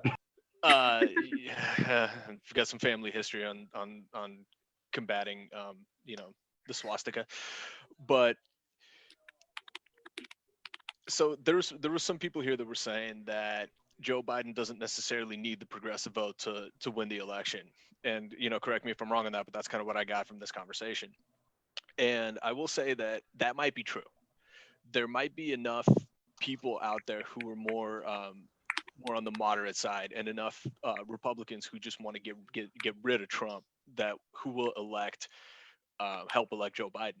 So in the sense of the presidential race, maybe he doesn't. But this election is not, and Kylan brought up this point, and I don't want this point to get lost. This election is not about just the White House. It's about all those down ballot races. I mean, you've got Senate seats that are up for grabs. You've got House seats that are up for grabs, governorships, state legislatures, all these things that, if Biden were to alienate completely the progressive vote, a lot of those races, which could be winnable, can be lost. And if those races are lost, then we're going to get the same thing that happened in 2008 when, we elected Barack Obama and everyone said he accomplished nothing and he had a democratically controlled legislature, but he didn't.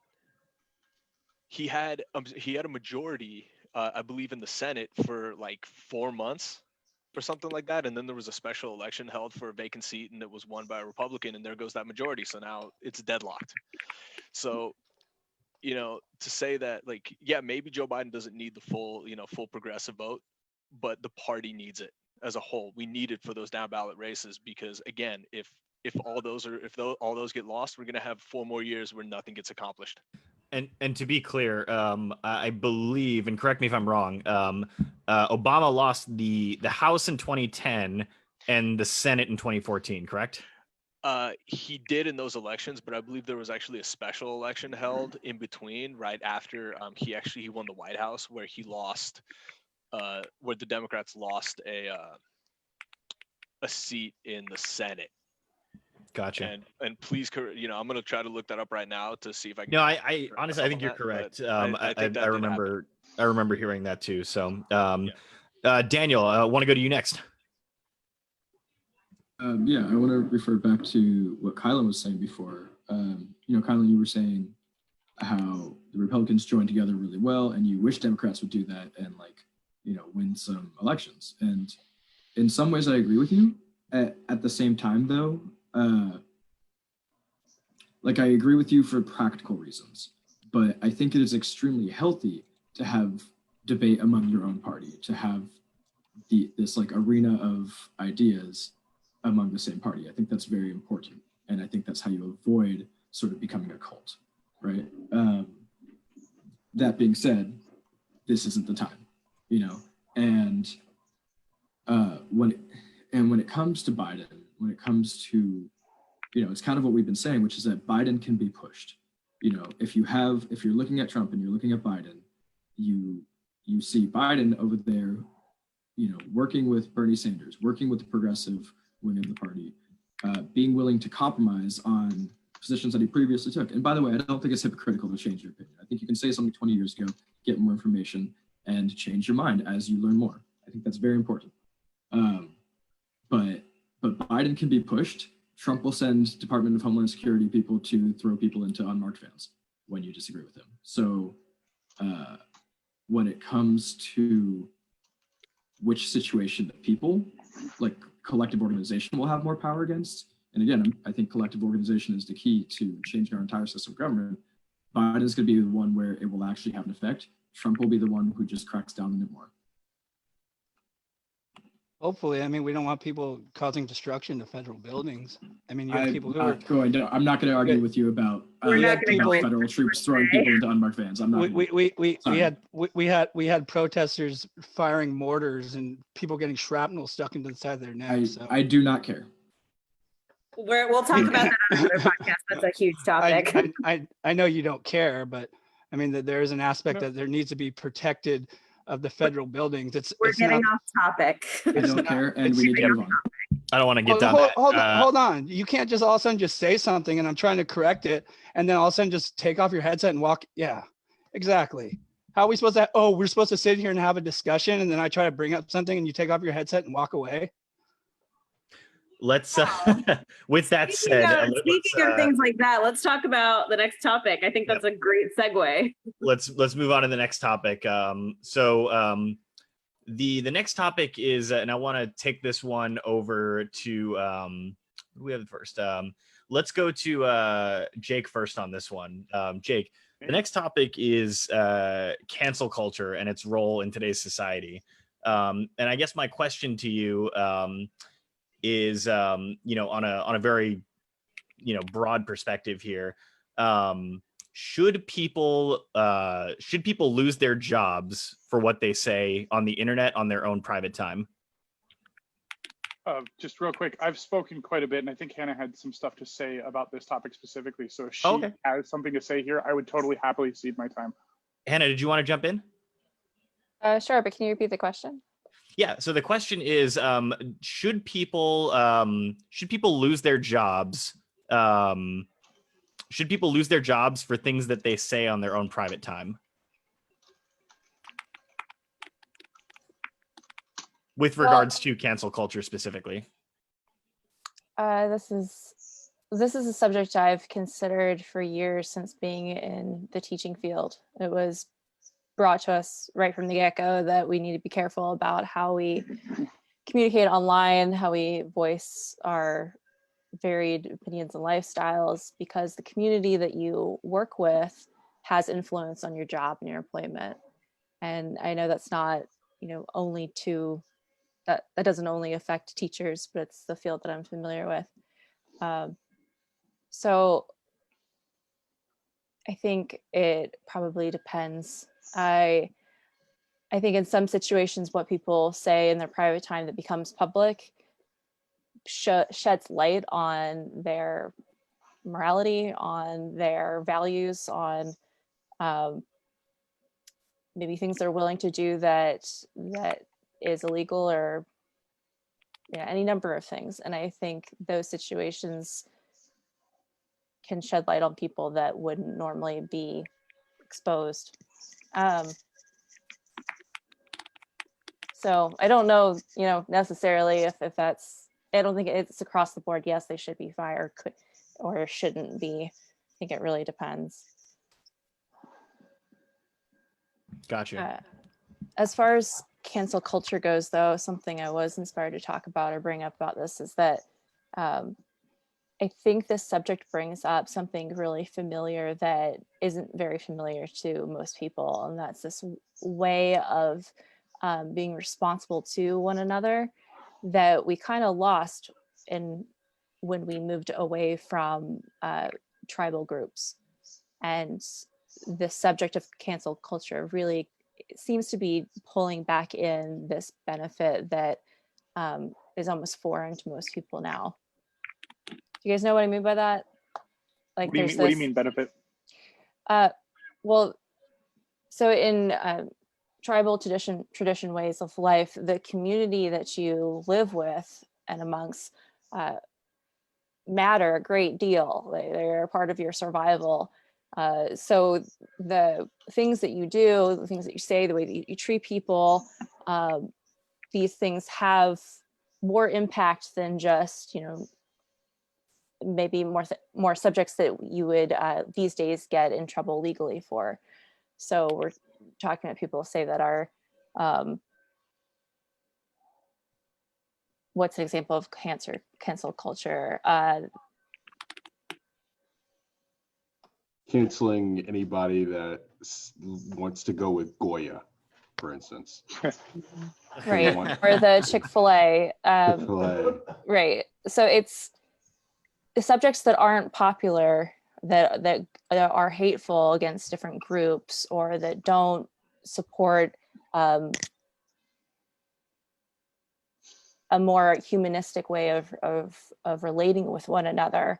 These are gaining a power of being heard because of the ways that we have to communicate about them. We have media, we have ways of speaking about these things and placing our perspectives and our judgments on them.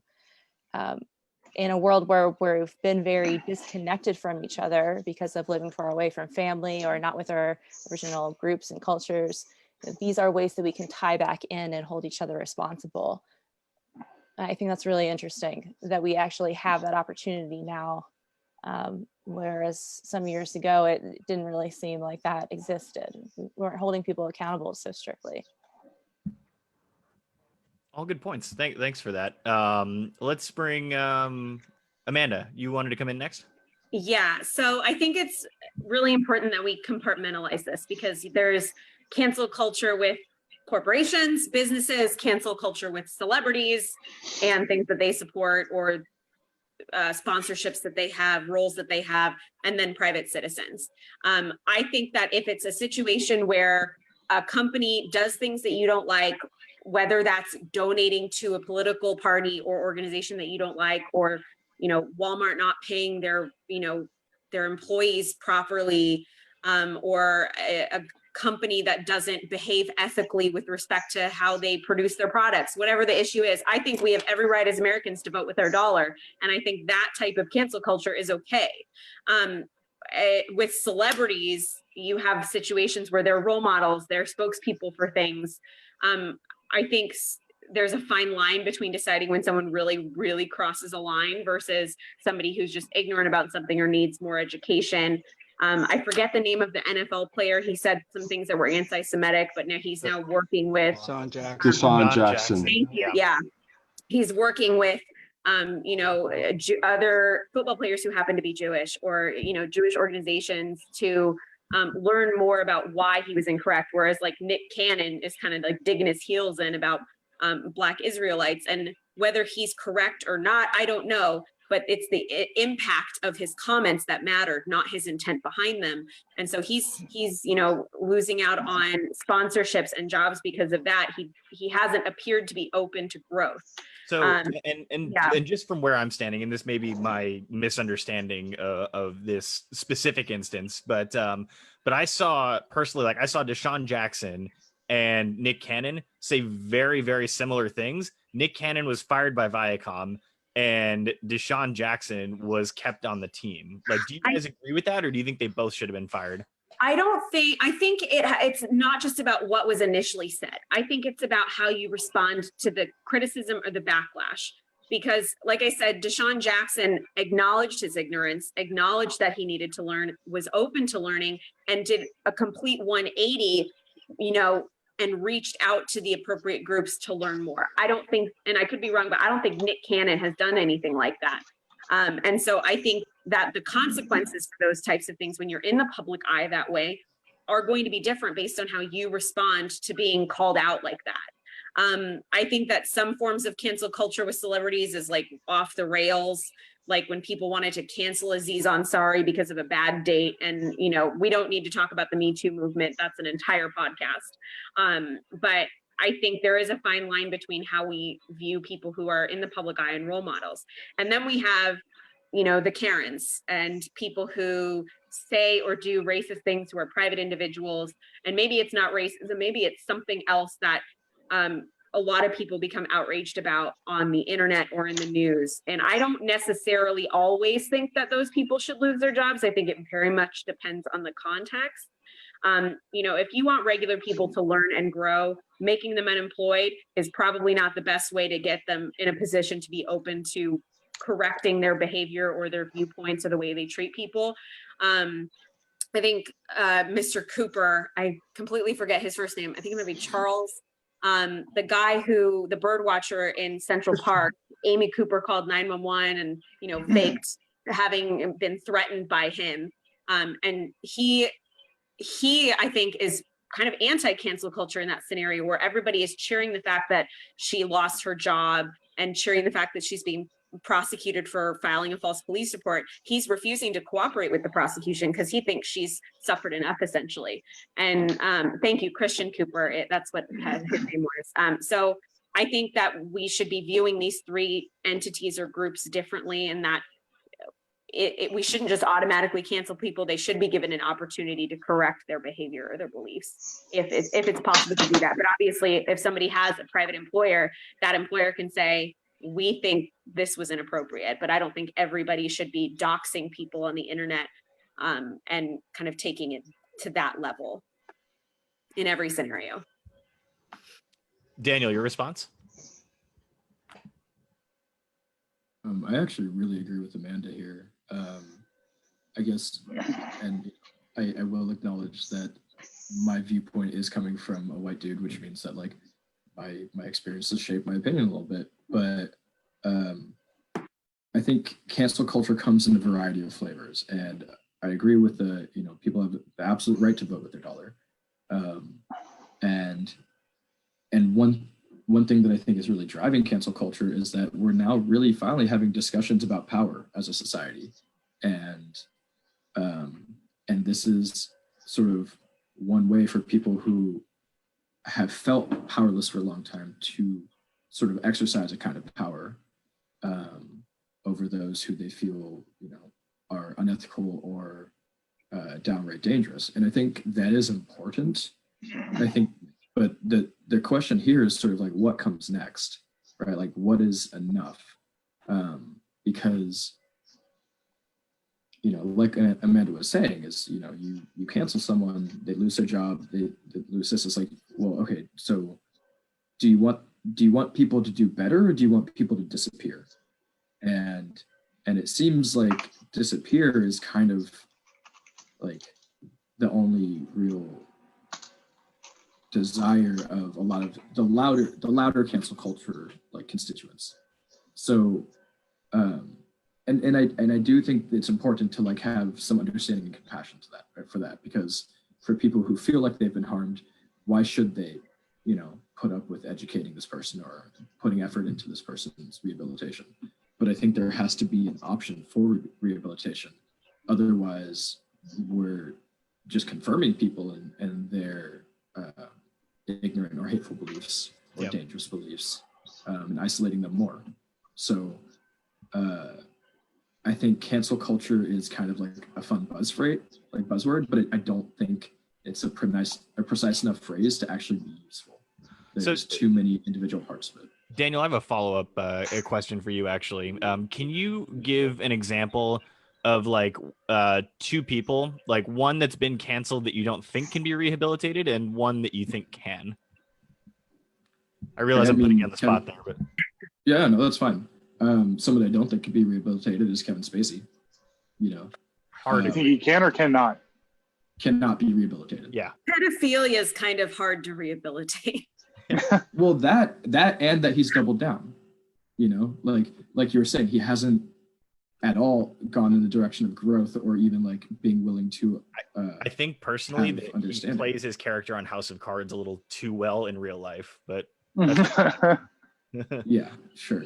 But someone that I do think can be rehabilitated is, and this is, you know, a personal example, is there's someone I know who I met a couple years ago, and he was part of the like sex positive community. He was very, very well liked, seemed very good, you know, seemed very like,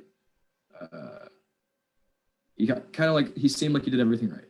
And then one day I was on Facebook and I saw that he had made a post where he said, hey, you know, trigger warning, just so everyone knows, I sexually assaulted someone. I didn't realize that's what I was doing, but he said, you know, he said he didn't realize that's what he was doing, but that he had done it and that had been brought to his attention.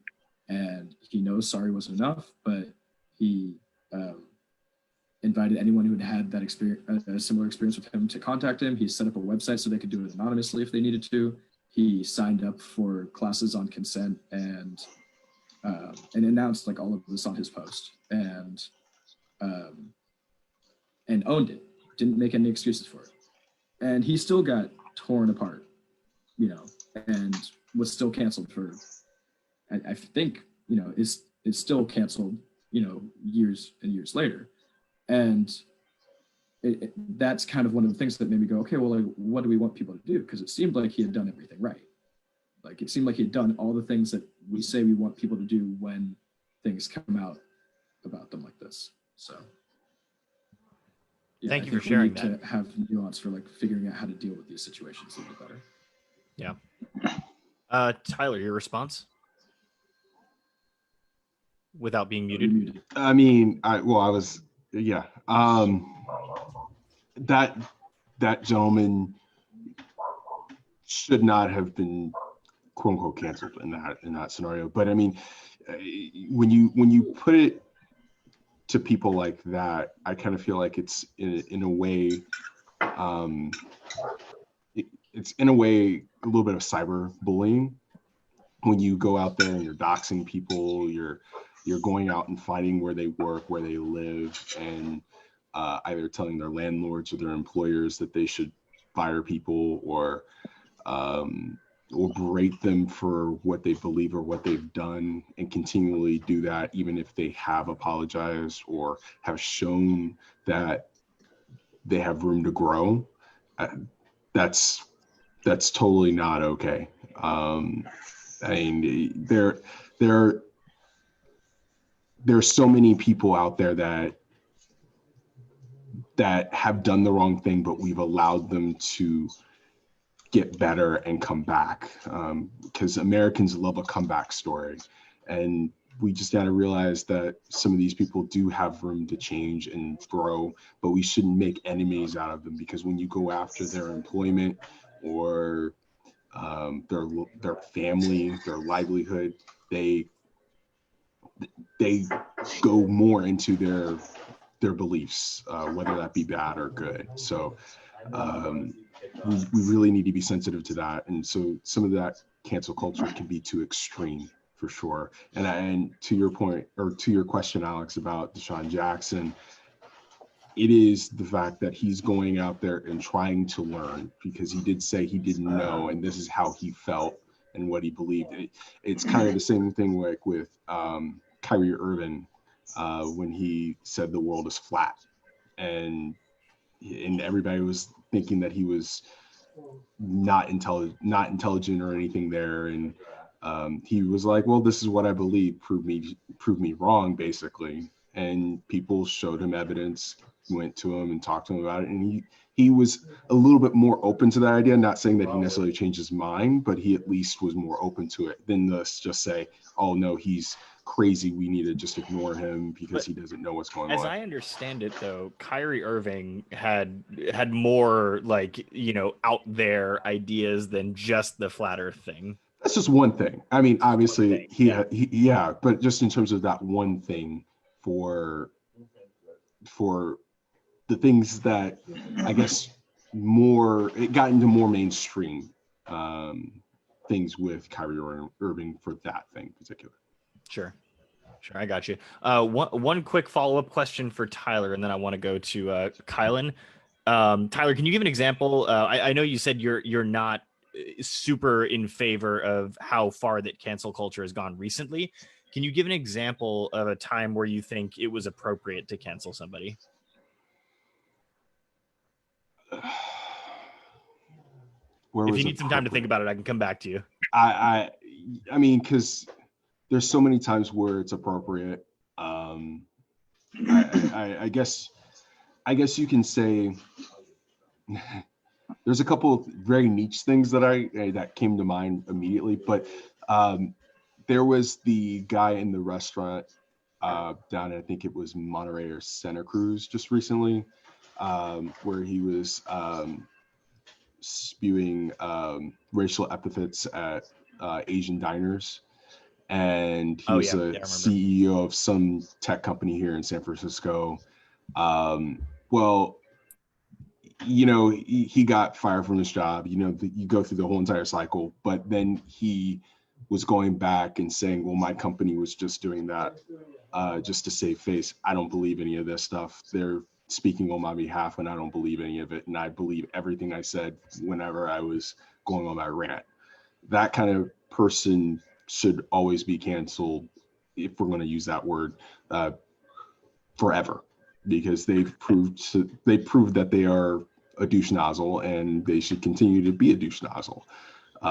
But over there, not here in the real world. So that's a perfect example of one. Okay. All right. That's fair. That is fair. All right. Kylan, what do you got, man? I feel I'm basically on the exact opposite of where Daniel and Tyler came from. First of all, I hate using the word cancel culture because it's kind of making it something abstract and making it like it's an excuse that somebody got canceled. I call it accountability. People need to be held accountable for their actions. And if that means you lose your job and lose your livelihood and get fed to the wolves and get vilified and get pillared, then that's what you deserve. When you go on and say some racist ass shit, or you go and you beat somebody up, or in Daniel's friend's case, when you go and sexually assault somebody, you don't learn a lesson. When you sexually assault somebody, you go to jail. That's what most people who sexually assault people happen. They get prosecuted. They go to jail. They don't learn a lesson by making Facebook posts. You know, there's too much shit going on in the world where people aren't being held accountable. You know, and they get a soft ride. They get an easy pat on the back. You know. But you know, and people like us, we're supposed to be sympathetic and empathetic and feel that.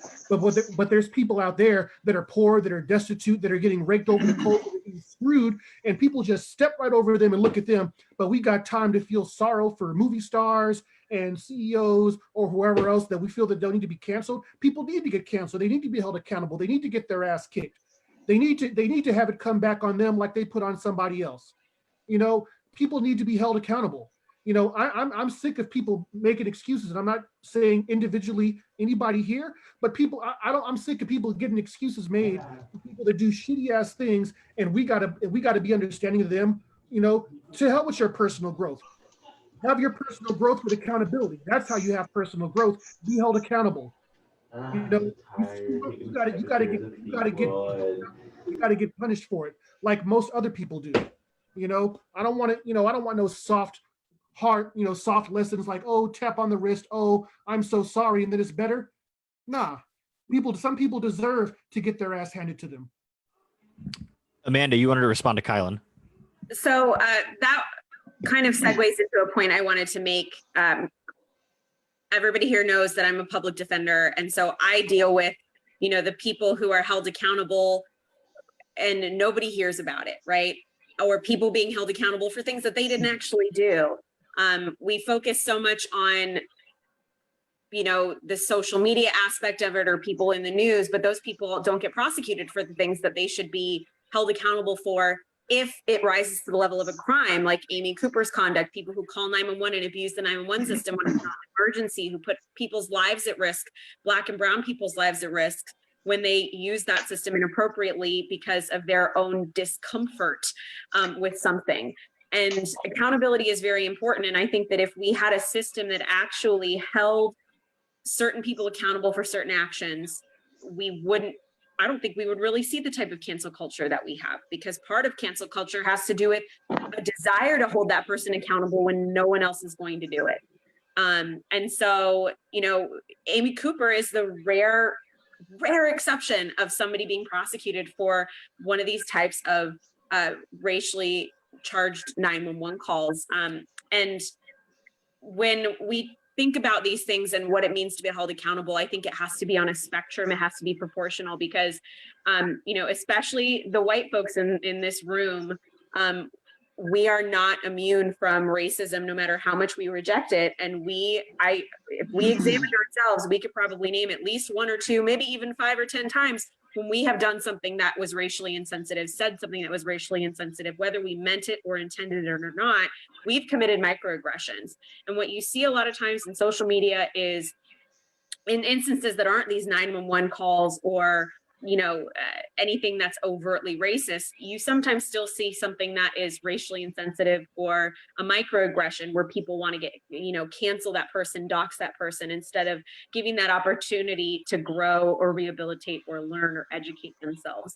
And so I think we have to find a balance between what it means to hold someone accountable. If you're putting somebody's life at risk by calling the police, you're using your privilege inappropriately, then that's, I think, a great story than something where you are saying something that might be out of character for you. It's a different story if you're straight up a racist asshole and you end up on camera. But I think there needs to be a fine line, because the people who get held accountable in our system when it's not cancel culture on social media are the people who need to have that job when they come out of jail, who need to be able to feed their families. And I think we wouldn't have this same type of reaction if people were held accountable through the societal contract that we have with prosecution. And that gets into a different area of over prosecuting, but you guys get what I'm saying. Daniel, do you agree with what Amanda said? I do. I also, want to appreciate Kylan sort of calling out that I should have phrased what I was saying better, because I think I focused it too much on the perpetrator and not the victims of, his actions. But I guess my point is that I agree there should absolutely be accountability. My thought is kind of similar to what Amanda says, which is that,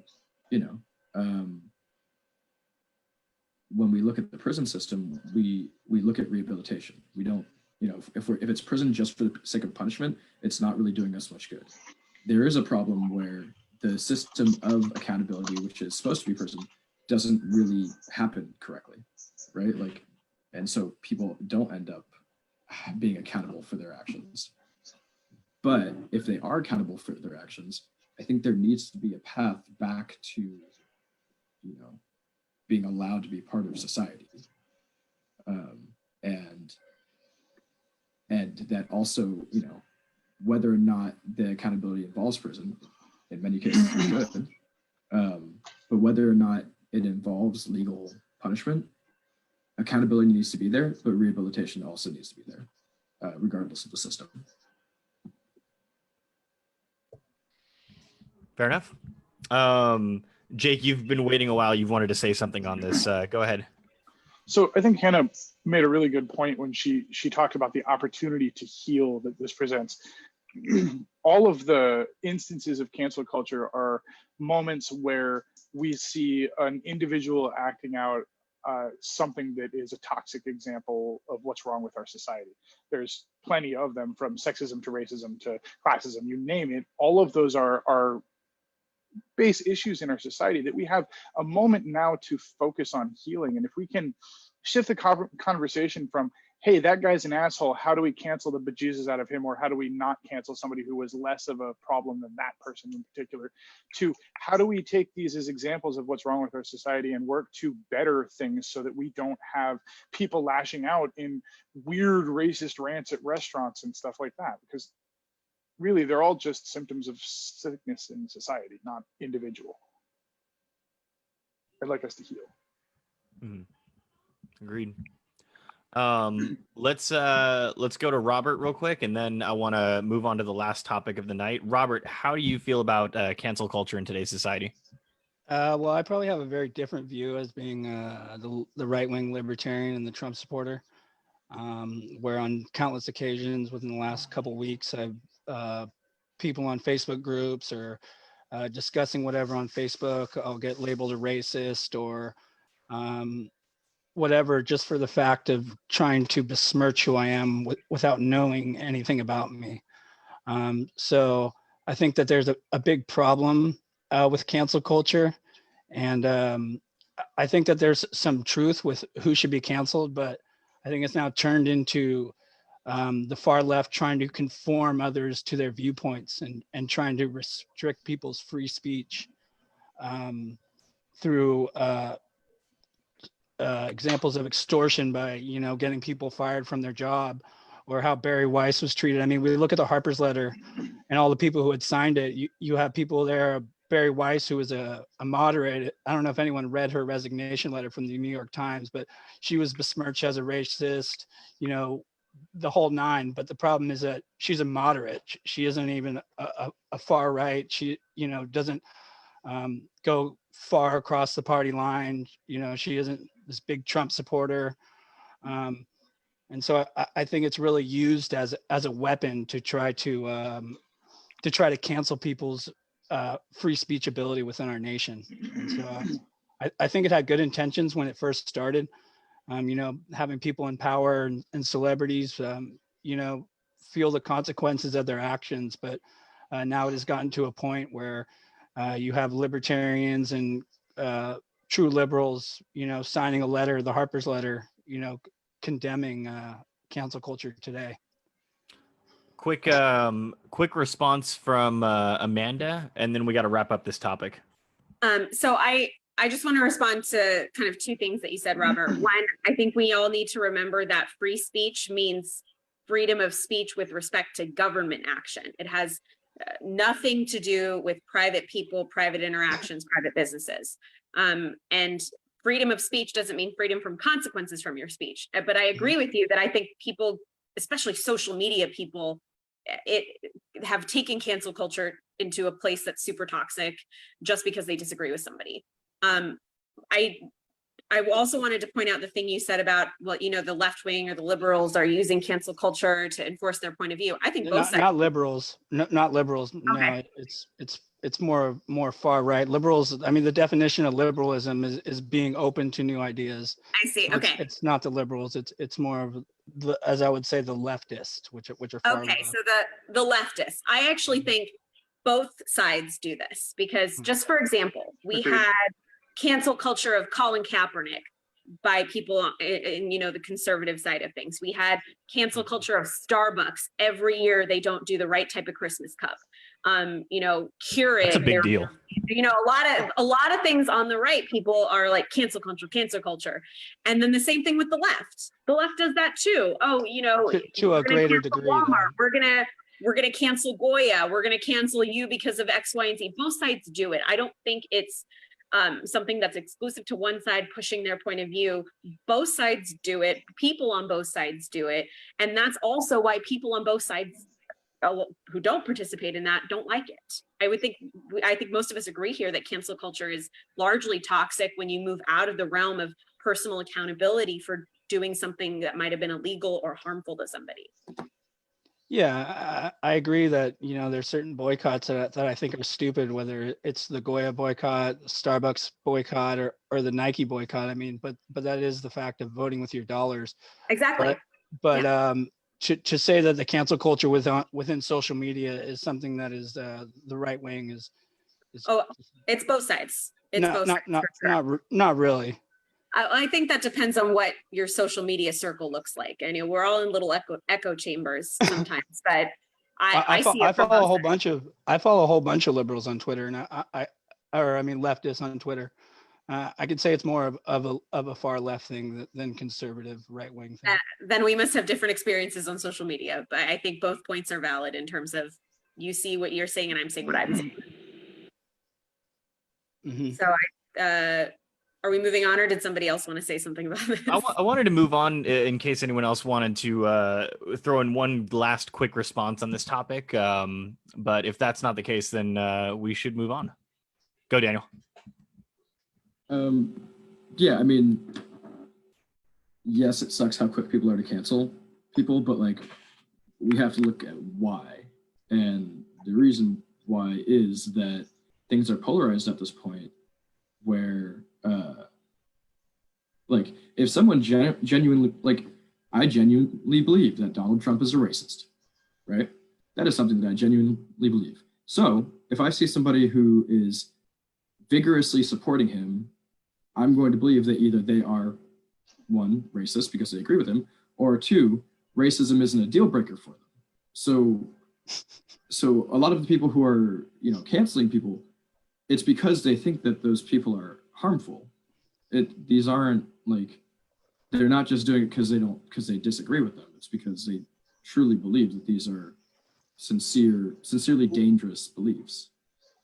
And I don't want that to get lost here. Gotcha. Before we move on, Vlad, you had a quick question that you wanted to ask.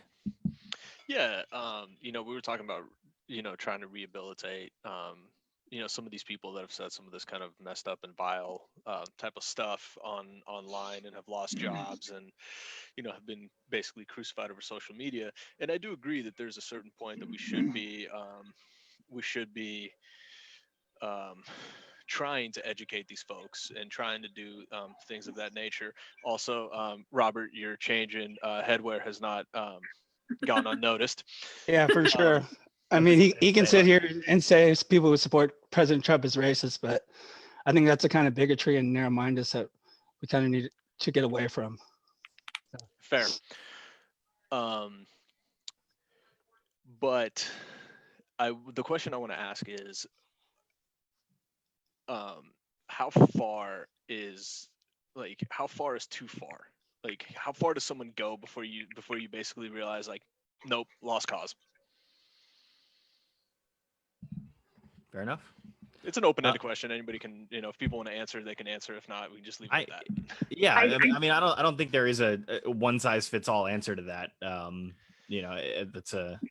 I think for me, it's somebody who just completely closes off the idea that they might have been wrong or incorrect or harmful. Somebody who digs their heels in, who's not going to listen, who's not going to hear from the people who say that they've been harmed by the conduct. That for me is where it's like, well, you just don't want to learn. You don't want to change. You think there's nothing wrong with what you did or said that was harmful to somebody else. And obviously, again, on the spectrum of what was done, I think it's different when it's a microaggression versus a 911 call that puts somebody's life in danger. When there wasn't a legal reason to call the police, and it was just because they didn't like that a child was selling water without a permit, or any of the type of scenarios we've seen. So for me, it's the lack of wanting to grow. It's the negative reaction to being called out, separate from just kind of general white fragility, like really digging your heels in and doubling or tripling down on your what you did or what you said. feel like that's a good place to end that topic. Thanks, Amanda. All right, let's move on to the last topic of the night, the fun topic. And it looks like we had some disagreement as to what the fun topic should be. We had a couple here. A couple great ones. Couple great ones, yeah. I'm gonna pick one though. I want to go. Okay, so there were two here, and I want to get your guys' thoughts as to what we should go with. So Daniel suggested this one: if Kanye West becomes president, which of his songs should he play at his inauguration? What do you think his first policy change would be? You know what? Okay, let's go with that one.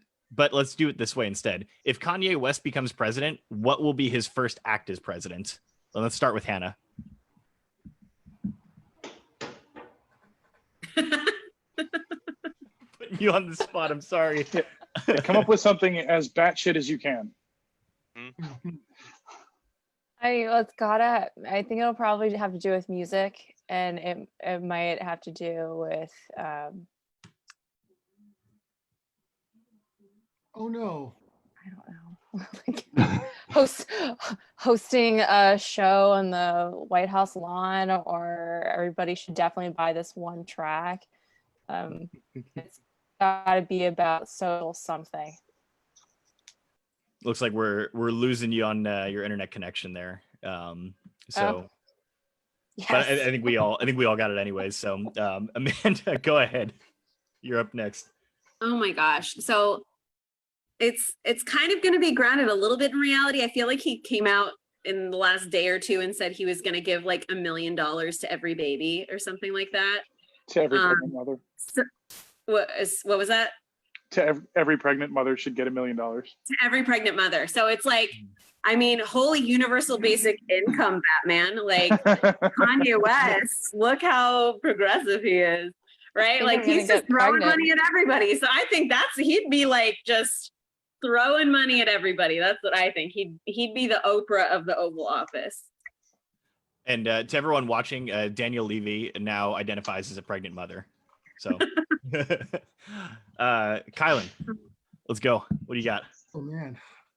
So if we're talking about something batshit crazy Kanye style, appoint Ray J as Secretary of State. That's really awkward. That's so awkward. Oh, that'd be horrible. Who? Appoint who? The guy who the future first lady did a sex tape with. Oh, nice. Oh boy. This was a horrible sex tape, by the way. I thought this was a family show, Kylan. It was Cirque du Soleil. It's after. Well, I 9 mean, o'clock. Kylan, do us a favor. It's a presidential Do candidate. not sensually describe this sex tape, please. The way you describe cheesecake. Or do. Project SIP After Dark. It's too lame anyway. After 9. So. Weird things happen after 9 o'clock. All right, Daniel, you're up next. Okay, I think Kanye would actually put together a really great stimulus package for all Americans. And it would kind of be similar to like how Donald Trump signed the checks personally for the stimulus package. I think Kanye would send each American a golden Jesus piece. And it would be a cross, and the Jesus that's on the cross would be Kanye. And when you press the top, I would think College Dropout would play, like the whole album. And I think that would be his first act as a way of stimulating the American economy. That's a tough one to follow, Vlad. Oh God. All right. Well, I'm gonna try to follow it up with this one. So I think his first act as president would be to strip the Grammys from Beck and Taylor Swift and retroactively award them to Beyonce. Oh my God, that is a good one. The executive order. Okay, you know what? Kylan and Vlad are winning so far. Robert, can you beat that? No, I was going to go with something a little bit more serious. I was thinking that he'd probably go with criminal justice reform, as that was something that Kim Kardashian had showed up in the White House and helped push a lot. So I think Robert's the only one who's actually answering it seriously, because I could actually see that. Mine was semi-serious because Kanye actually proposed what I said. Yeah, that's fair.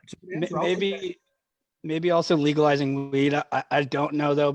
I think he has announced it, but I think now that he's gone more down the religious route, I mean, even though weed shouldn't be something that, it's a plant that's grown from the ground. So I don't know how you could be against it, but whatever. But if there was another one, I'd also choose legalizing marijuana. And the song he would probably play would probably be something like Flashing Lights. Just the freaking media and paparazzi would just be all over it. Good song. Jules. Well, I think he might commission a mural on the front of the White House of himself as either Jesus or God, or perhaps both. And he'd probably declare himself either Jesus or God or both. And then he'd probably have a mental breakdown at some point. To be clear, he is bipolar and not taking medication. Exactly. To a recent interview. So Exactly. let's just be He kind would with declare that. himself God, and then he'd have a mental breakdown. I think that's probably the most likely scenario. And then hopefully get properly medicated and make a full recovery. Let's just, Maybe. Hopefully. I mean, I don't Let's be hate the careful guy, with I the just comments think about his he has mental health. problems. yes. All right, Jake. Got a lot of competition here.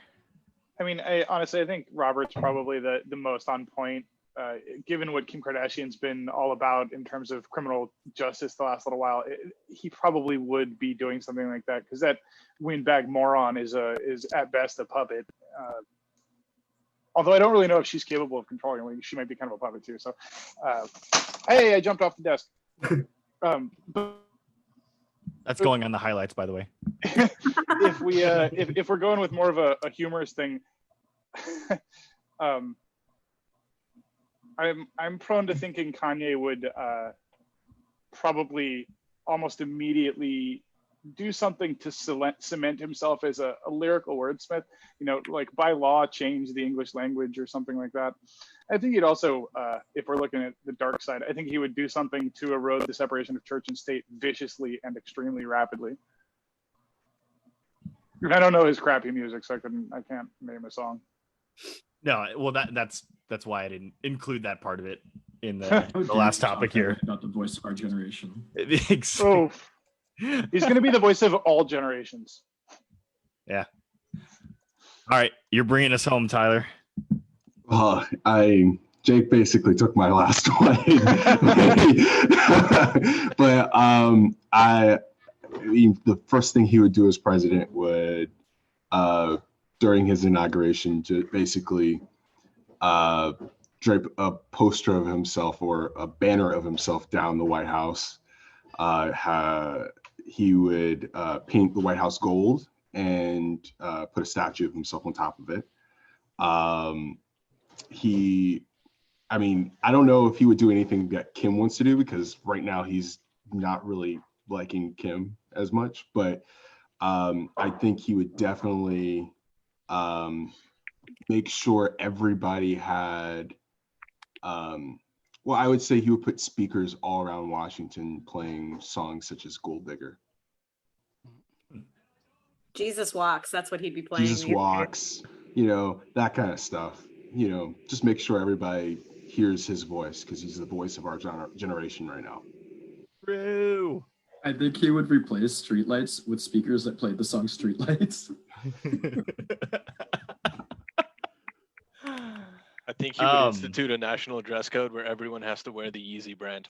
So everyone get all really good responses, guys, and a couple that were taken that I wanted to say. I guess mine would be, I think he would get in the White House and immediately get a restraining order against Kim Kardashian to prevent her from institutionalizing him. Well, I don't think that's how legally that works. Oh, ouch. Yeah. Like I said, it was last minute because you guys took everything I wanted to say. You guys were too good at this. I don't think she wants to institutionalize him. I think she just wants him to stop controlling what she wears. Oh. Amanda, you're muted. Can't hear you. Okay. It is what it is. So, ladies and gentlemen, we're going to end it right there. Thanks everyone for joining us tonight. It was a very interesting podcast, a lot of interesting topics. and a very scuffed topic at the end. But that seems to always be how it is. So thank you again for joining us, and we'll see you guys in a few weeks. Thanks again. Good night.